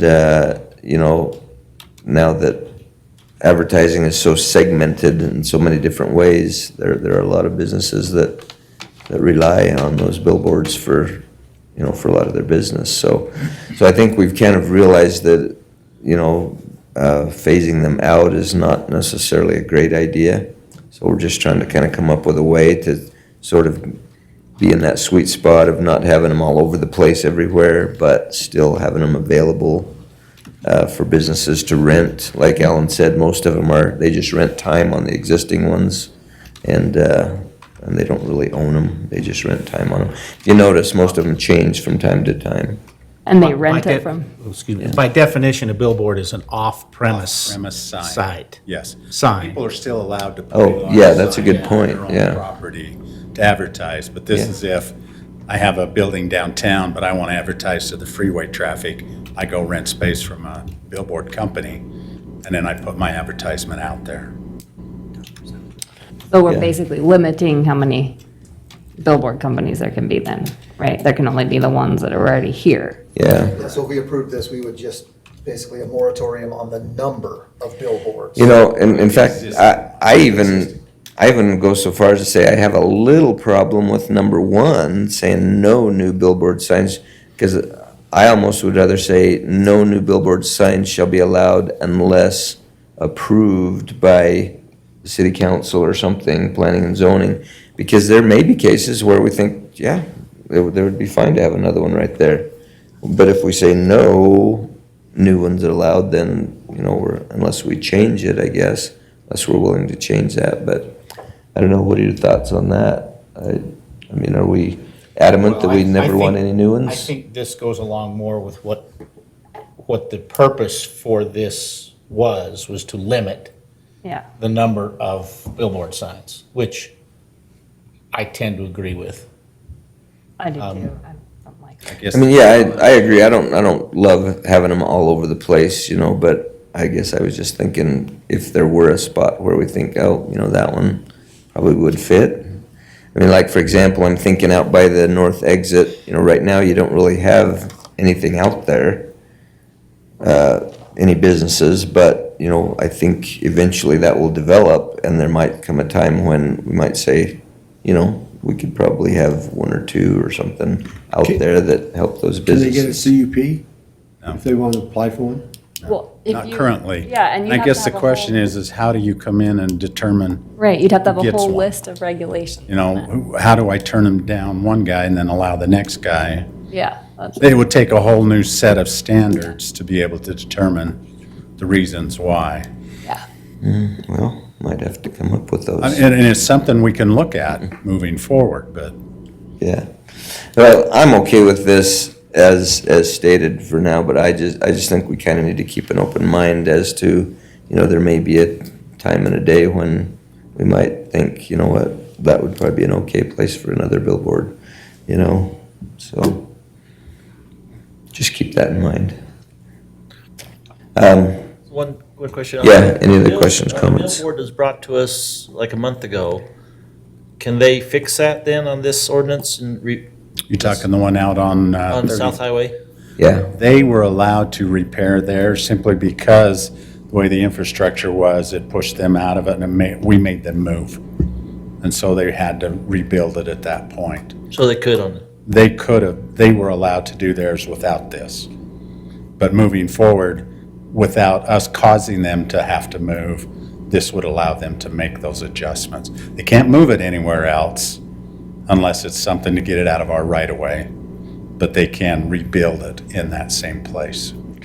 You know, I'd rather see us do this than have a bunch of junky ones around. If they're gonna make them nice. Yeah. It's a lot better than having one that's. Yeah, I mean, I agree with the general premise. I guess my only worry is that, but, you know, if we think, you know, there's gonna be an area where we're open to more billboards at some certain time, then we can deal with that then too, so I'm fine with this.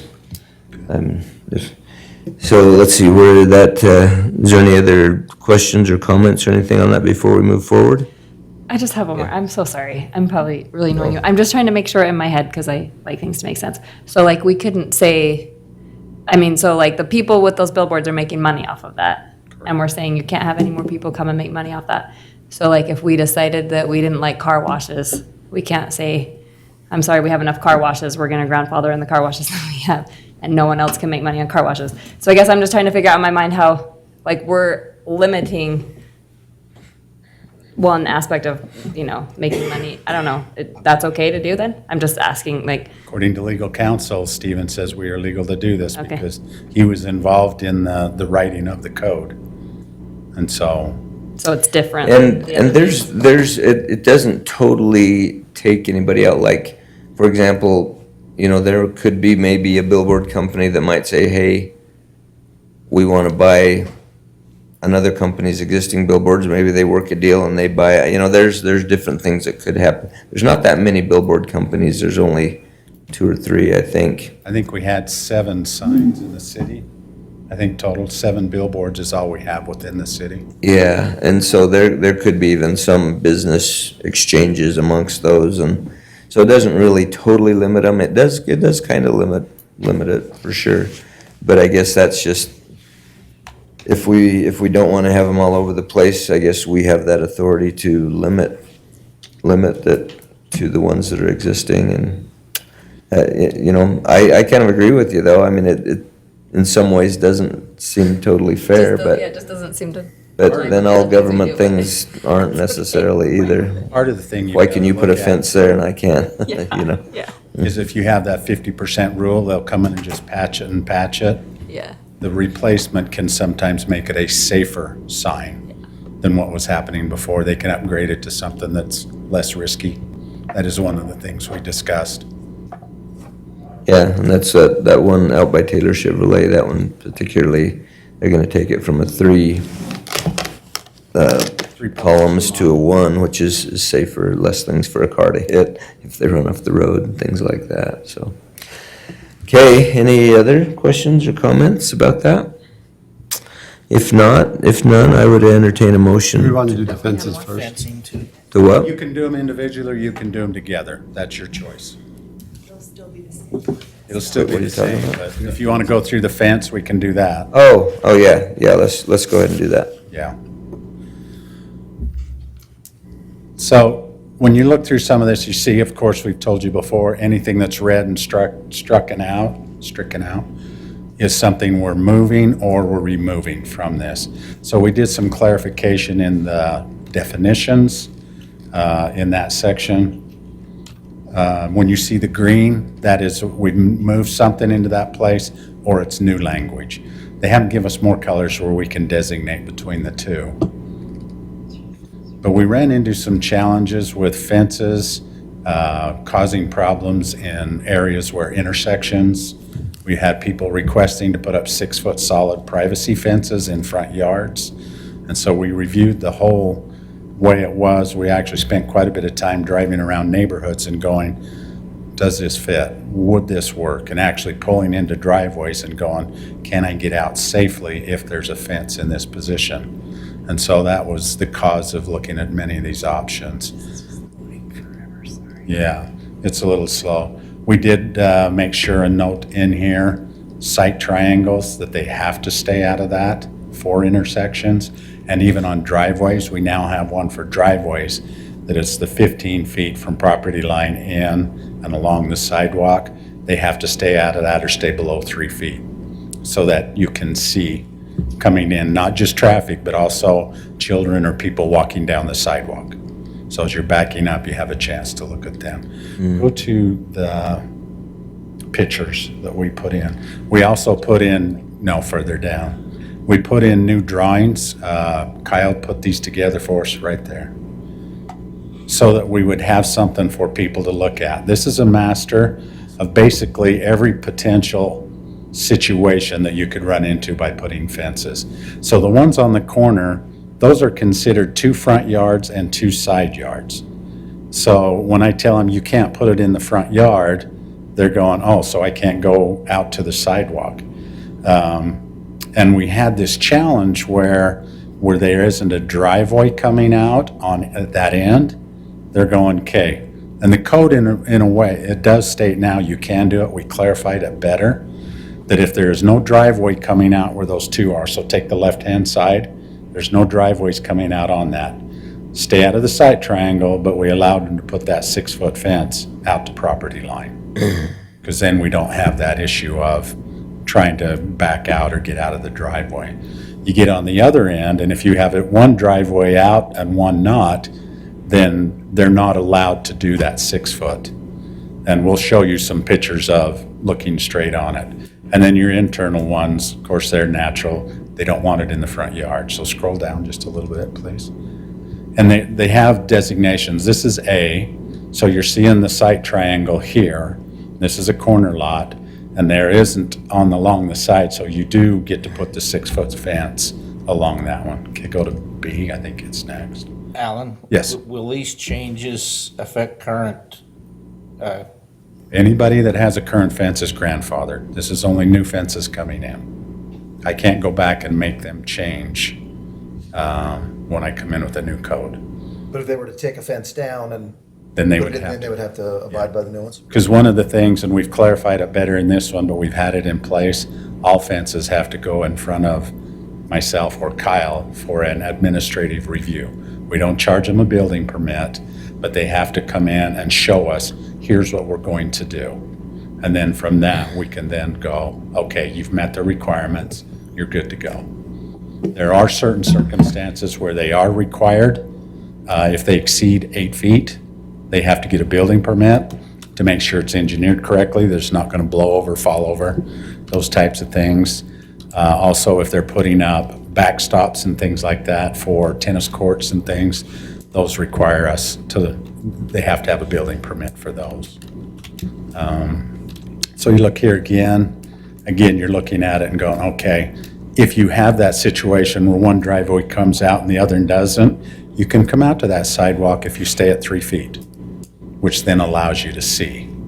So you see that on the right side of the picture.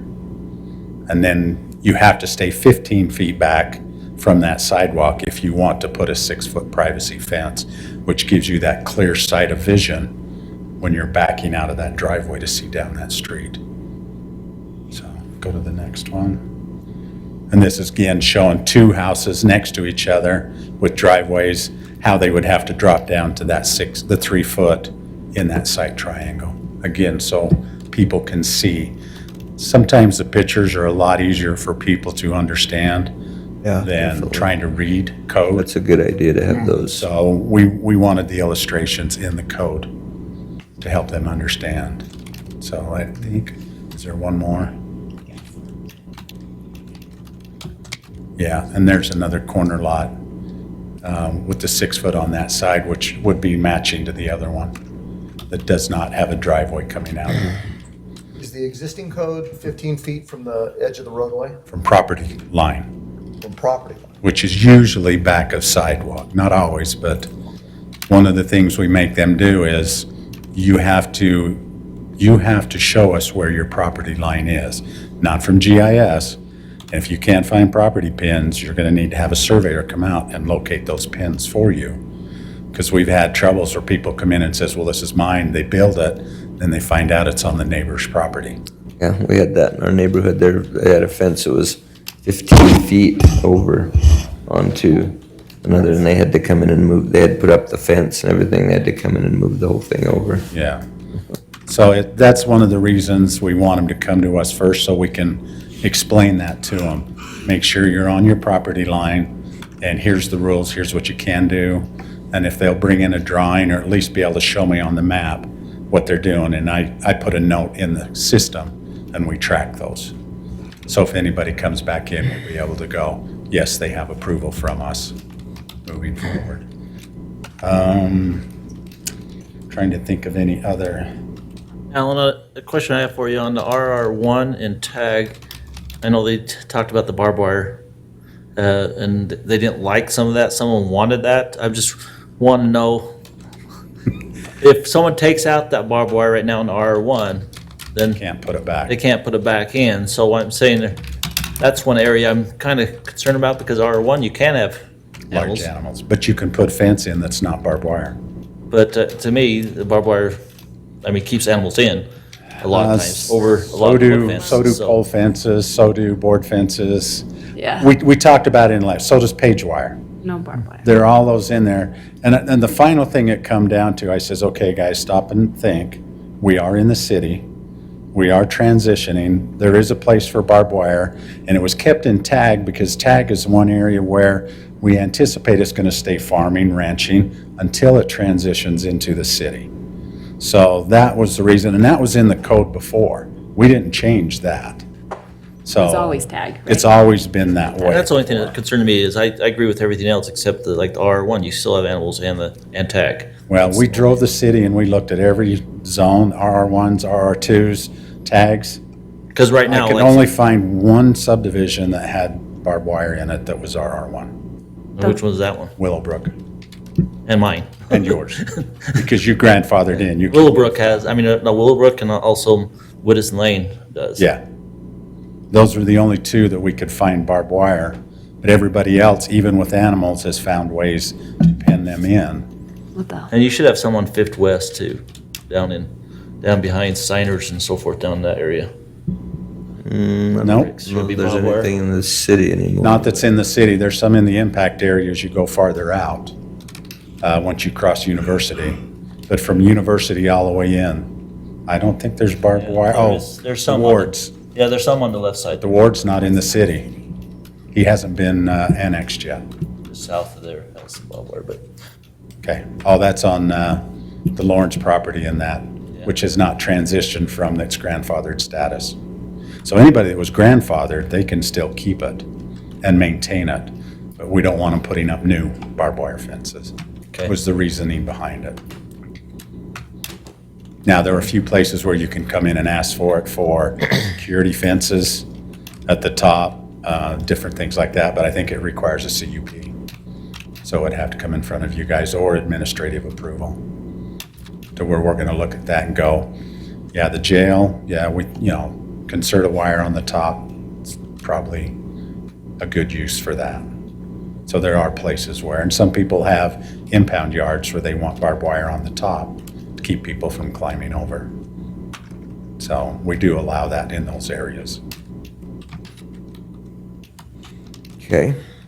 All right. Is there any other items or questions? Yes. I have a question. So how do you enforce making sure people come in to have it approved? One of the proactive things we did when we made changes before is we contacted every single fence company we could find, clear into Idaho Falls, every direction, and let them know the code is changing and it is going to be required administrative approval before you put it in, or you will have to move it. And it has helped us immensely because we have fence companies calling us and going, we're putting one in, here's the address, here's what's going on. Do you need me to send you a schematic? And they will, and I'll go, okay, you're great. Other than that, it ends up one of those deals where, well, first of all, when a new home goes in, we inform the homeowners, there are fence rules, you need to check with us before you build them. Sometimes we catch them, and we've had to go out and make people move fences. Sometimes right after they just finished putting it in. So that's part of Natalie's job. And I take 2 or 3 hours a week and I'll drive. And I just go and visit different parts of the town, try to cover as much as I can.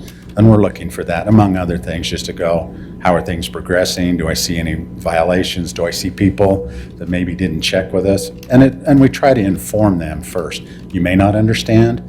This is what's required. Please, we need you to to go and do this, so we're trying to proactively go forward with this. Yeah, the fence companies is a good thing because they should know. Yeah. You know, if we've contacted as many of them as we can, that should be a good way to be able to. And if this ordinance passes, we were gonna send out a new reminder saying, there's been updates to the fence code, please contact us before you install. So we'll send out to those people again.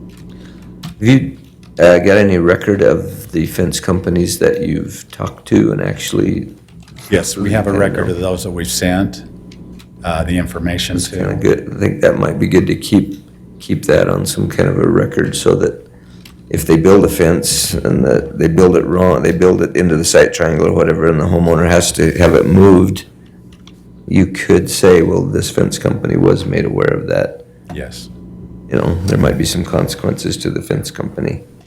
And I know since I live where a whole bunch of fences are going up right now, it seems like it's a new trend to have like, you know, it's like one person. Like I know like around my house, it was like one dude and his sons.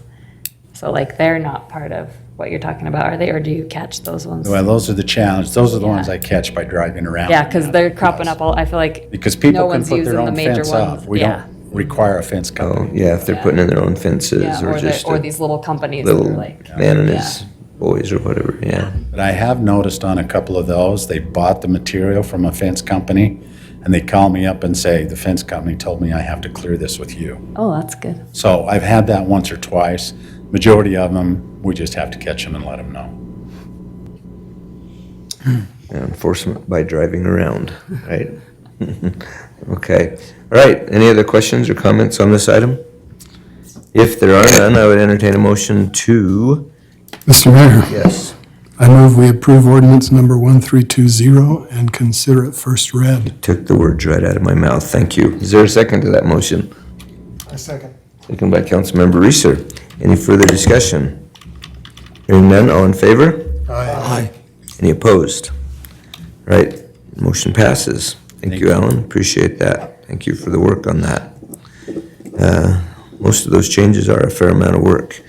Okay, item number 9A is second readings. We have item number 1, ordinance number 1317 to rezone 250 North 12th West and 1022 West Main Street from transitional agricultural and mixed use to community business center.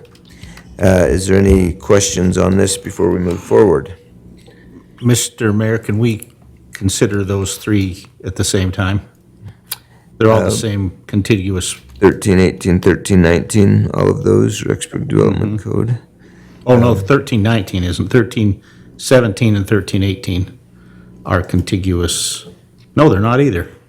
I'm sorry. Rexburg Business Park. Sorry. Okay. Still got a turn. Yeah, let's just go ahead and move forward individually, so. I would move that we approve ordinance number 1317 as first read. Second read. Second read. Second read, yeah, thank you. Okay, second to that motion? I'll second it. Second by Councilmember Colin Erickson. Any further discussion? Hearing none, all in favor? Aye. Any opposed?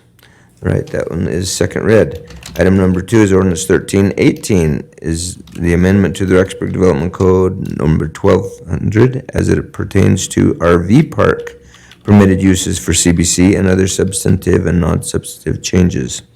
Do I hear a motion to consider this ordinance second read? Mr. Mayor, I so move that we consider ordinance 1318 second read. Okay, thank you. Is there a second? Second. Second by Councilmember Chambers. Any further discussion on this one? Hearing none, all in favor? Aye. Any opposed? All right, we'll consider ordinance 1318 second read. Ordinance number 1319 is the fiscal year 2024 budget amendments amending ordinance number 1300, fiscal year 2024 budget appropriation. Do I hear a motion to consider this ordinance second read? Also move. Thank you. Is there a second to that motion? I'll second. Seconded by Councilmember Johnson. Any further discussion on the budget item? Hearing none, all in favor? Aye. Any opposed? Right, ordinance number 13 is considered second read. Third readings, we have ordinance number 1316, the fiscal year 2025 budget appropriation ordinance. Do I hear a motion to approve, to consider that? Well, before we consider third read, is there any questions about this budget ordinance, appropriation ordinance? Okay, hearing none, I would entertain a motion to consider it third read. I'll make a motion that we consider ordinance 1316 third read. Thank you. Is there a second to that motion? I'll second that. Second by Council President Walker. Any further discussion? Hearing none, all in favor? Aye. Any opposed? All right, we will consider ordinance 1316 third read. Item number 10 on the agenda is the consent calendar, which is the minutes from the August 7th, 2024 meeting, and the approval of the payment of the City of Rexburg bills. Do I hear a motion to approve the consent calendar? I'll make the motion.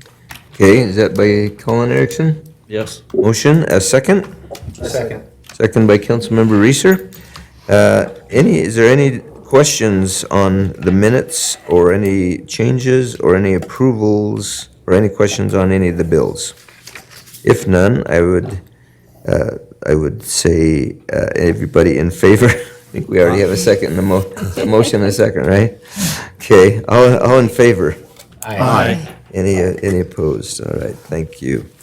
All right, sorry, I get a little mixed up on that one.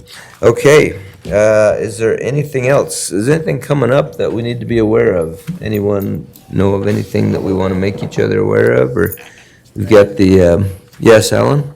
Just to make you guys aware, there is an annexation that'll be coming through on the 3rd of October. And this is going to be what's considered a forced annexation. Oh, yeah. So our job is to inform you that that is coming forward, and you need to be aware of it. Okay. The Taylor Court, which is the Artco. The Artco building property, yeah. And so that one's coming forward. Okay. Also, just to make sure we are, for the next meeting, first meeting in September and the second meeting in September, Councilmember Colin Erickson is going to be gone, so are we, I will anybody also else going to be gone? That first First one? September. Anyone else going to be gone that meeting? Oh, you'll be here, so we will have 4 people here. Okay, we will have a quorum. What about the second meeting in September? Anybody else going to be gone? I'm fine. You're all good? Okay. All right, we should be good then. Can I ask one question? Yes, you certainly may. Well, so we did our tour of the police station. We talked about it. The council gave the direction that we want to work towards getting it on the ballot. So I was wondering if we could put together, with council oversight, a timeline with measurable steps to getting it on the ballot. So could we talk about that in a future meeting? On the ballot? We talked about having a ballot initiative to pay for the police station, remember, in our budget meeting? Yeah, it wasn't in the budget meeting, I don't know, but there was some discussion about alternative methods to pay for it, too. Yeah, I don't know, The only one I know that we've talked about with the full council that was there was at the budget meeting that we had, the work meeting. I was not there. yeah, Do you want me to give you an update, kind of where we're at there? yeah. I thought we were gonna look at like an architect or something to give us a bid. Well, so we went and did that tour, right, for those that were able to go. And we had actually three representatives from Headwaters there. So they actually sent me back what they recommended based on that tour and input from the police and other staff. Headwaters did? Yes, and they also gave me a cost estimate on it. So I gave that to Gary and Josh. I think it's probably been about a week now. I forwarded that. But I also told them that I'm working with a contact that I have to look at an amortization schedule and kind of what current rates would look like if we tried to do a lease option. I think it's going to be far too expensive, to be quite frank, because their estimate came back in the 17 million plus range, to kind of give you an idea. But that way we can kind of come back to you guys and say, hey, this is what it would cost. Now we can explore the options, and here's the options. And one of them, of course, is if you wanted to put it on a ballot.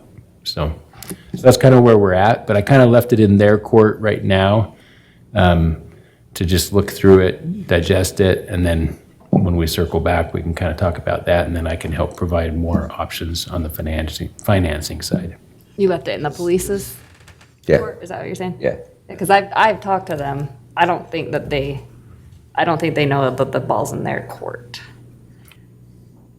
Well, I emailed them, so they've got it. So what decision should they be making next? Well, I told them I'm gathering information on that so that we kind of understand how much that annual cost would be if we tried to lease it. I have not got that back yet, so I'm waiting on that. So are you suggesting more of a committee formed of like with citizens input, that sort of a thing? Yeah, or To even push this, whatever- move it forward? Right, like what is our next step, you know, and either the full council or the oversight committee, but somehow the council is involved in that, so that we can have a timeline and move towards a goal. That would be my hope, would be that. I don't know how anyone else Yeah, feels, well, but I feel like it's a priority, at least to me, that's a huge priority for the police. I feel like their needs are not being met right now, moving forward, and we need to address that. And I don't think we already know it's gonna take years from even right now, so I feel like we have to aggressively make a plan. And I think council should be involved in that plan. And I agree, does Headwaters have expertise in building this? Because I just kind of get the impression that to build a new police station isn't building a department store, it's not building a school. It's fundamentally different, and so if Headwaters is giving us a ballpark estimate, is it gonna be an accurate ballpark estimate? Yeah, I mean, I think it's as good as you're gonna wanna, I mean, unless you wanna pay somebody to do a major study of it, I think it's gonna be very good because They gave us a pretty detailed, that estimate wasn't just a square foot, they actually went through and figured this much for this and this much for this, and it was pretty detailed. I think If we're they're, confident that it's gonna be pretty accurate. I think then they're I'm fine probably with it. as I just- qualified to build I it didn't as know that anybody. they I didn't know they did that kind of construction. Yeah, well, and they're not, I mean, obviously, they would love to be, I'm sure, part of the process and the project, but, I mean, they're doing that for free, what they've provided us, right, so far, which is awesome. Yeah. But yeah, I think it's really accurate, because they had all the plans of Idaho Falls, they had all the costs of Idaho Falls.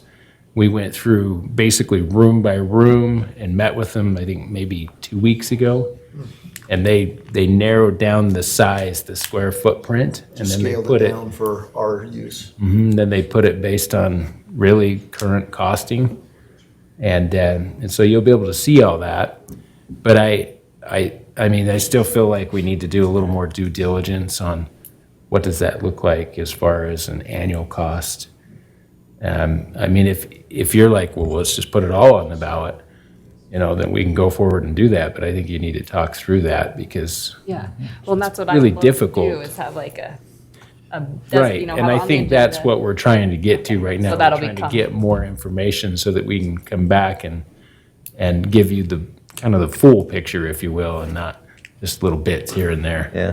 What was that alternative financing that they did in Idaho Falls? What was that called That's the again? lease, and so it's. Is that what that is? Because I thought they sold their own bonds or something, and they called it a promissory. Yeah. No, it's there's a weird name for it, but it's Yeah. essentially a lease. You own Yeah. the land. Yeah. Private developer comes in and builds the building. You lease it back over 20 or 30 years, and then you own it after that.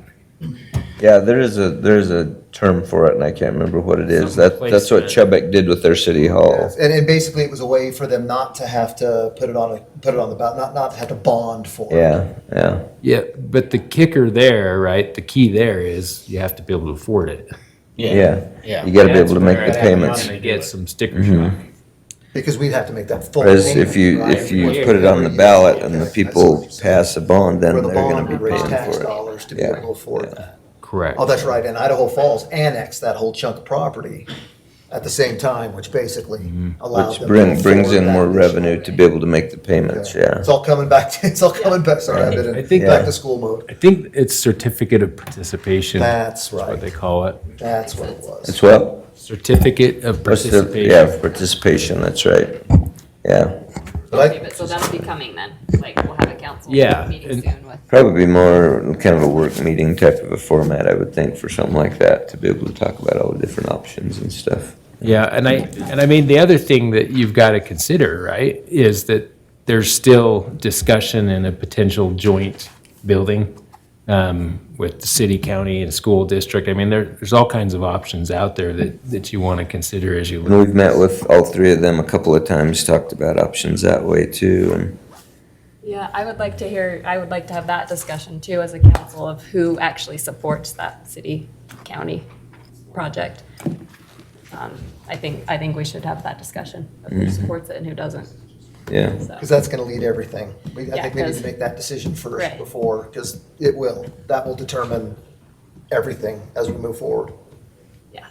So, And don't the county have to go to the voters for a vote now? Who has this, By we law? have the school district, right? yeah. No, I think Colin's got the school Colin, you got district. school Aren't you the district? liaison with the school district? Has there been any more discussion from their point of view about moving forward with an administrative building? Not that I know of. Well, and you know, it does have to There go was to a brief vote, discussion so- and then they have not that I know of. The It's only looking at thing- Cumberland High School, but then they've dropped that for. Yeah, I talked They've to- been in I talked to meetings with Randy us Lords, about it, and he yeah. actually mentioned that they're considering building a 9th grade building near the high school.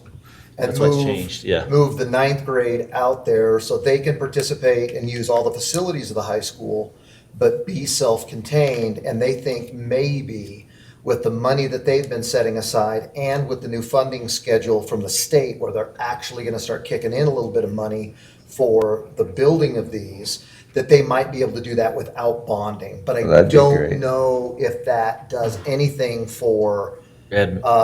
for admin, for a new district office. I don't know if that's gonna be part of that or No, not. that's why the discussion was back to possibly another building here. But, And maybe. so there's been a lot of discussion here that's Yeah. in the whole aspect of it. So Yeah. can we have that discussion then? Because I would like to hear the full council and what their priorities are. I know what my priorities are, and that joint building is not my priority. I actually think that a lot of community members will find that wasteful because I don't think it's needed in a lot of people's eyes. So I would like to know what the council's priorities are so that we could move towards those instead of just, I feel like we talk about it and then, we don't have a clear vision forward.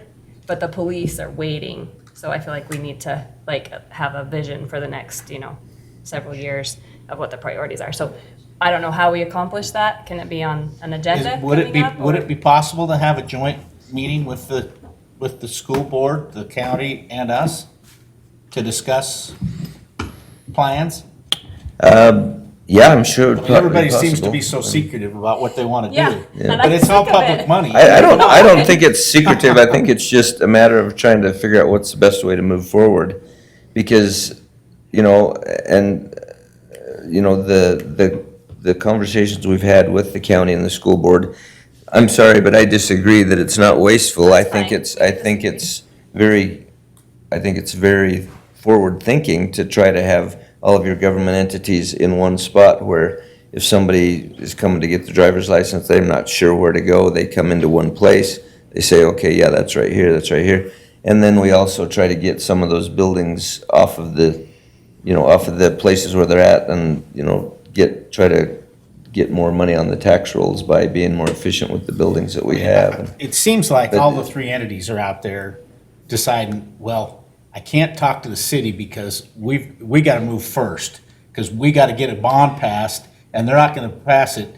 If the city gets out there in front of us, then we're in trouble. I just, Well, that's why we've been having these meetings with them that we've had. We've had Randy Lords and Blake Snedeker and Commissioner Smith with us on these meetings where Who's we've we? talked about Matt and me and, let's see, who else was with us on those? Yeah, and keep in mind, those meetings are, the county has hired someone, contracted with someone to look into that. And so they're actually leading those meetings, and then they've reached out and invited other community members to have some input in those meetings.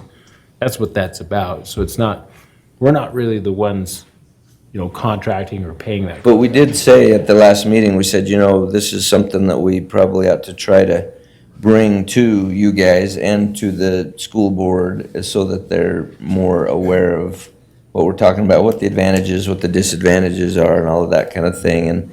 And just trying to figure out really what's the best way to move forward. Because I agree with you, Brian. I think the police station does need to be a priority. I think we need to try to figure out how we're going to do that and when we're going to do it and that kind of thing. But if we can try to move it all forward in some kind of a way that it'll work and we can accomplish both, I think we'll be better off as a community in the long run, rather than just jumping forward with one to try to beat the other, type of a thing. But keeping in mind that the police are not in favor, that is not their first choice to remodel this building.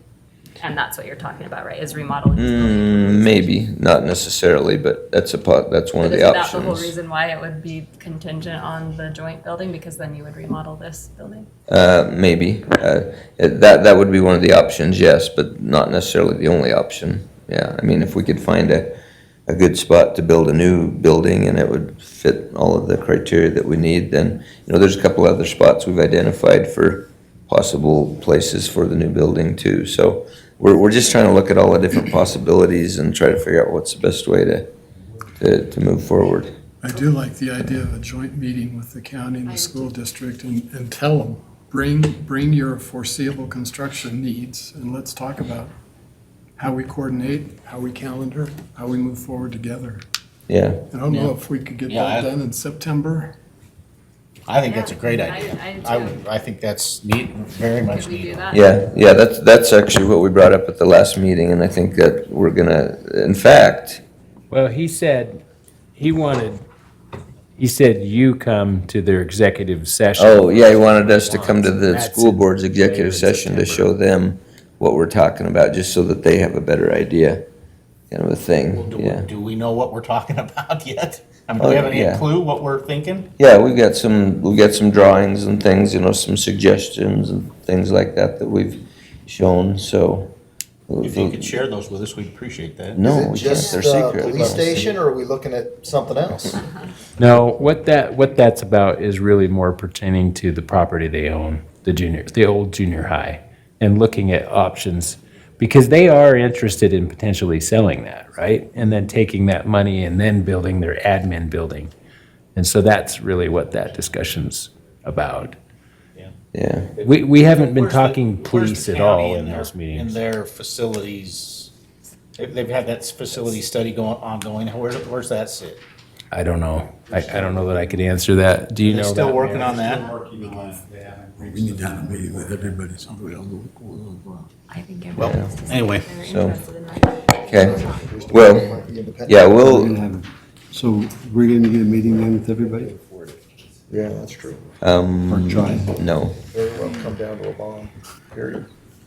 Yes, we can. Let us know. And then the council needs to share their opinions, because I would really like to know where everyone stands on what their thoughts are about the police station and the joint city-county building. Because ultimately, we make the decision, we appropriate funds, so I would really like to know your opinions moving forward, so that we don't have to just guess. Yeah, and I think we probably need to be able to present all of the concepts and ideas and things that we've come up with so far, so that you have a full So picture. could we right? maybe have just a council work meeting an hour before our next, or before a council meeting in the near future?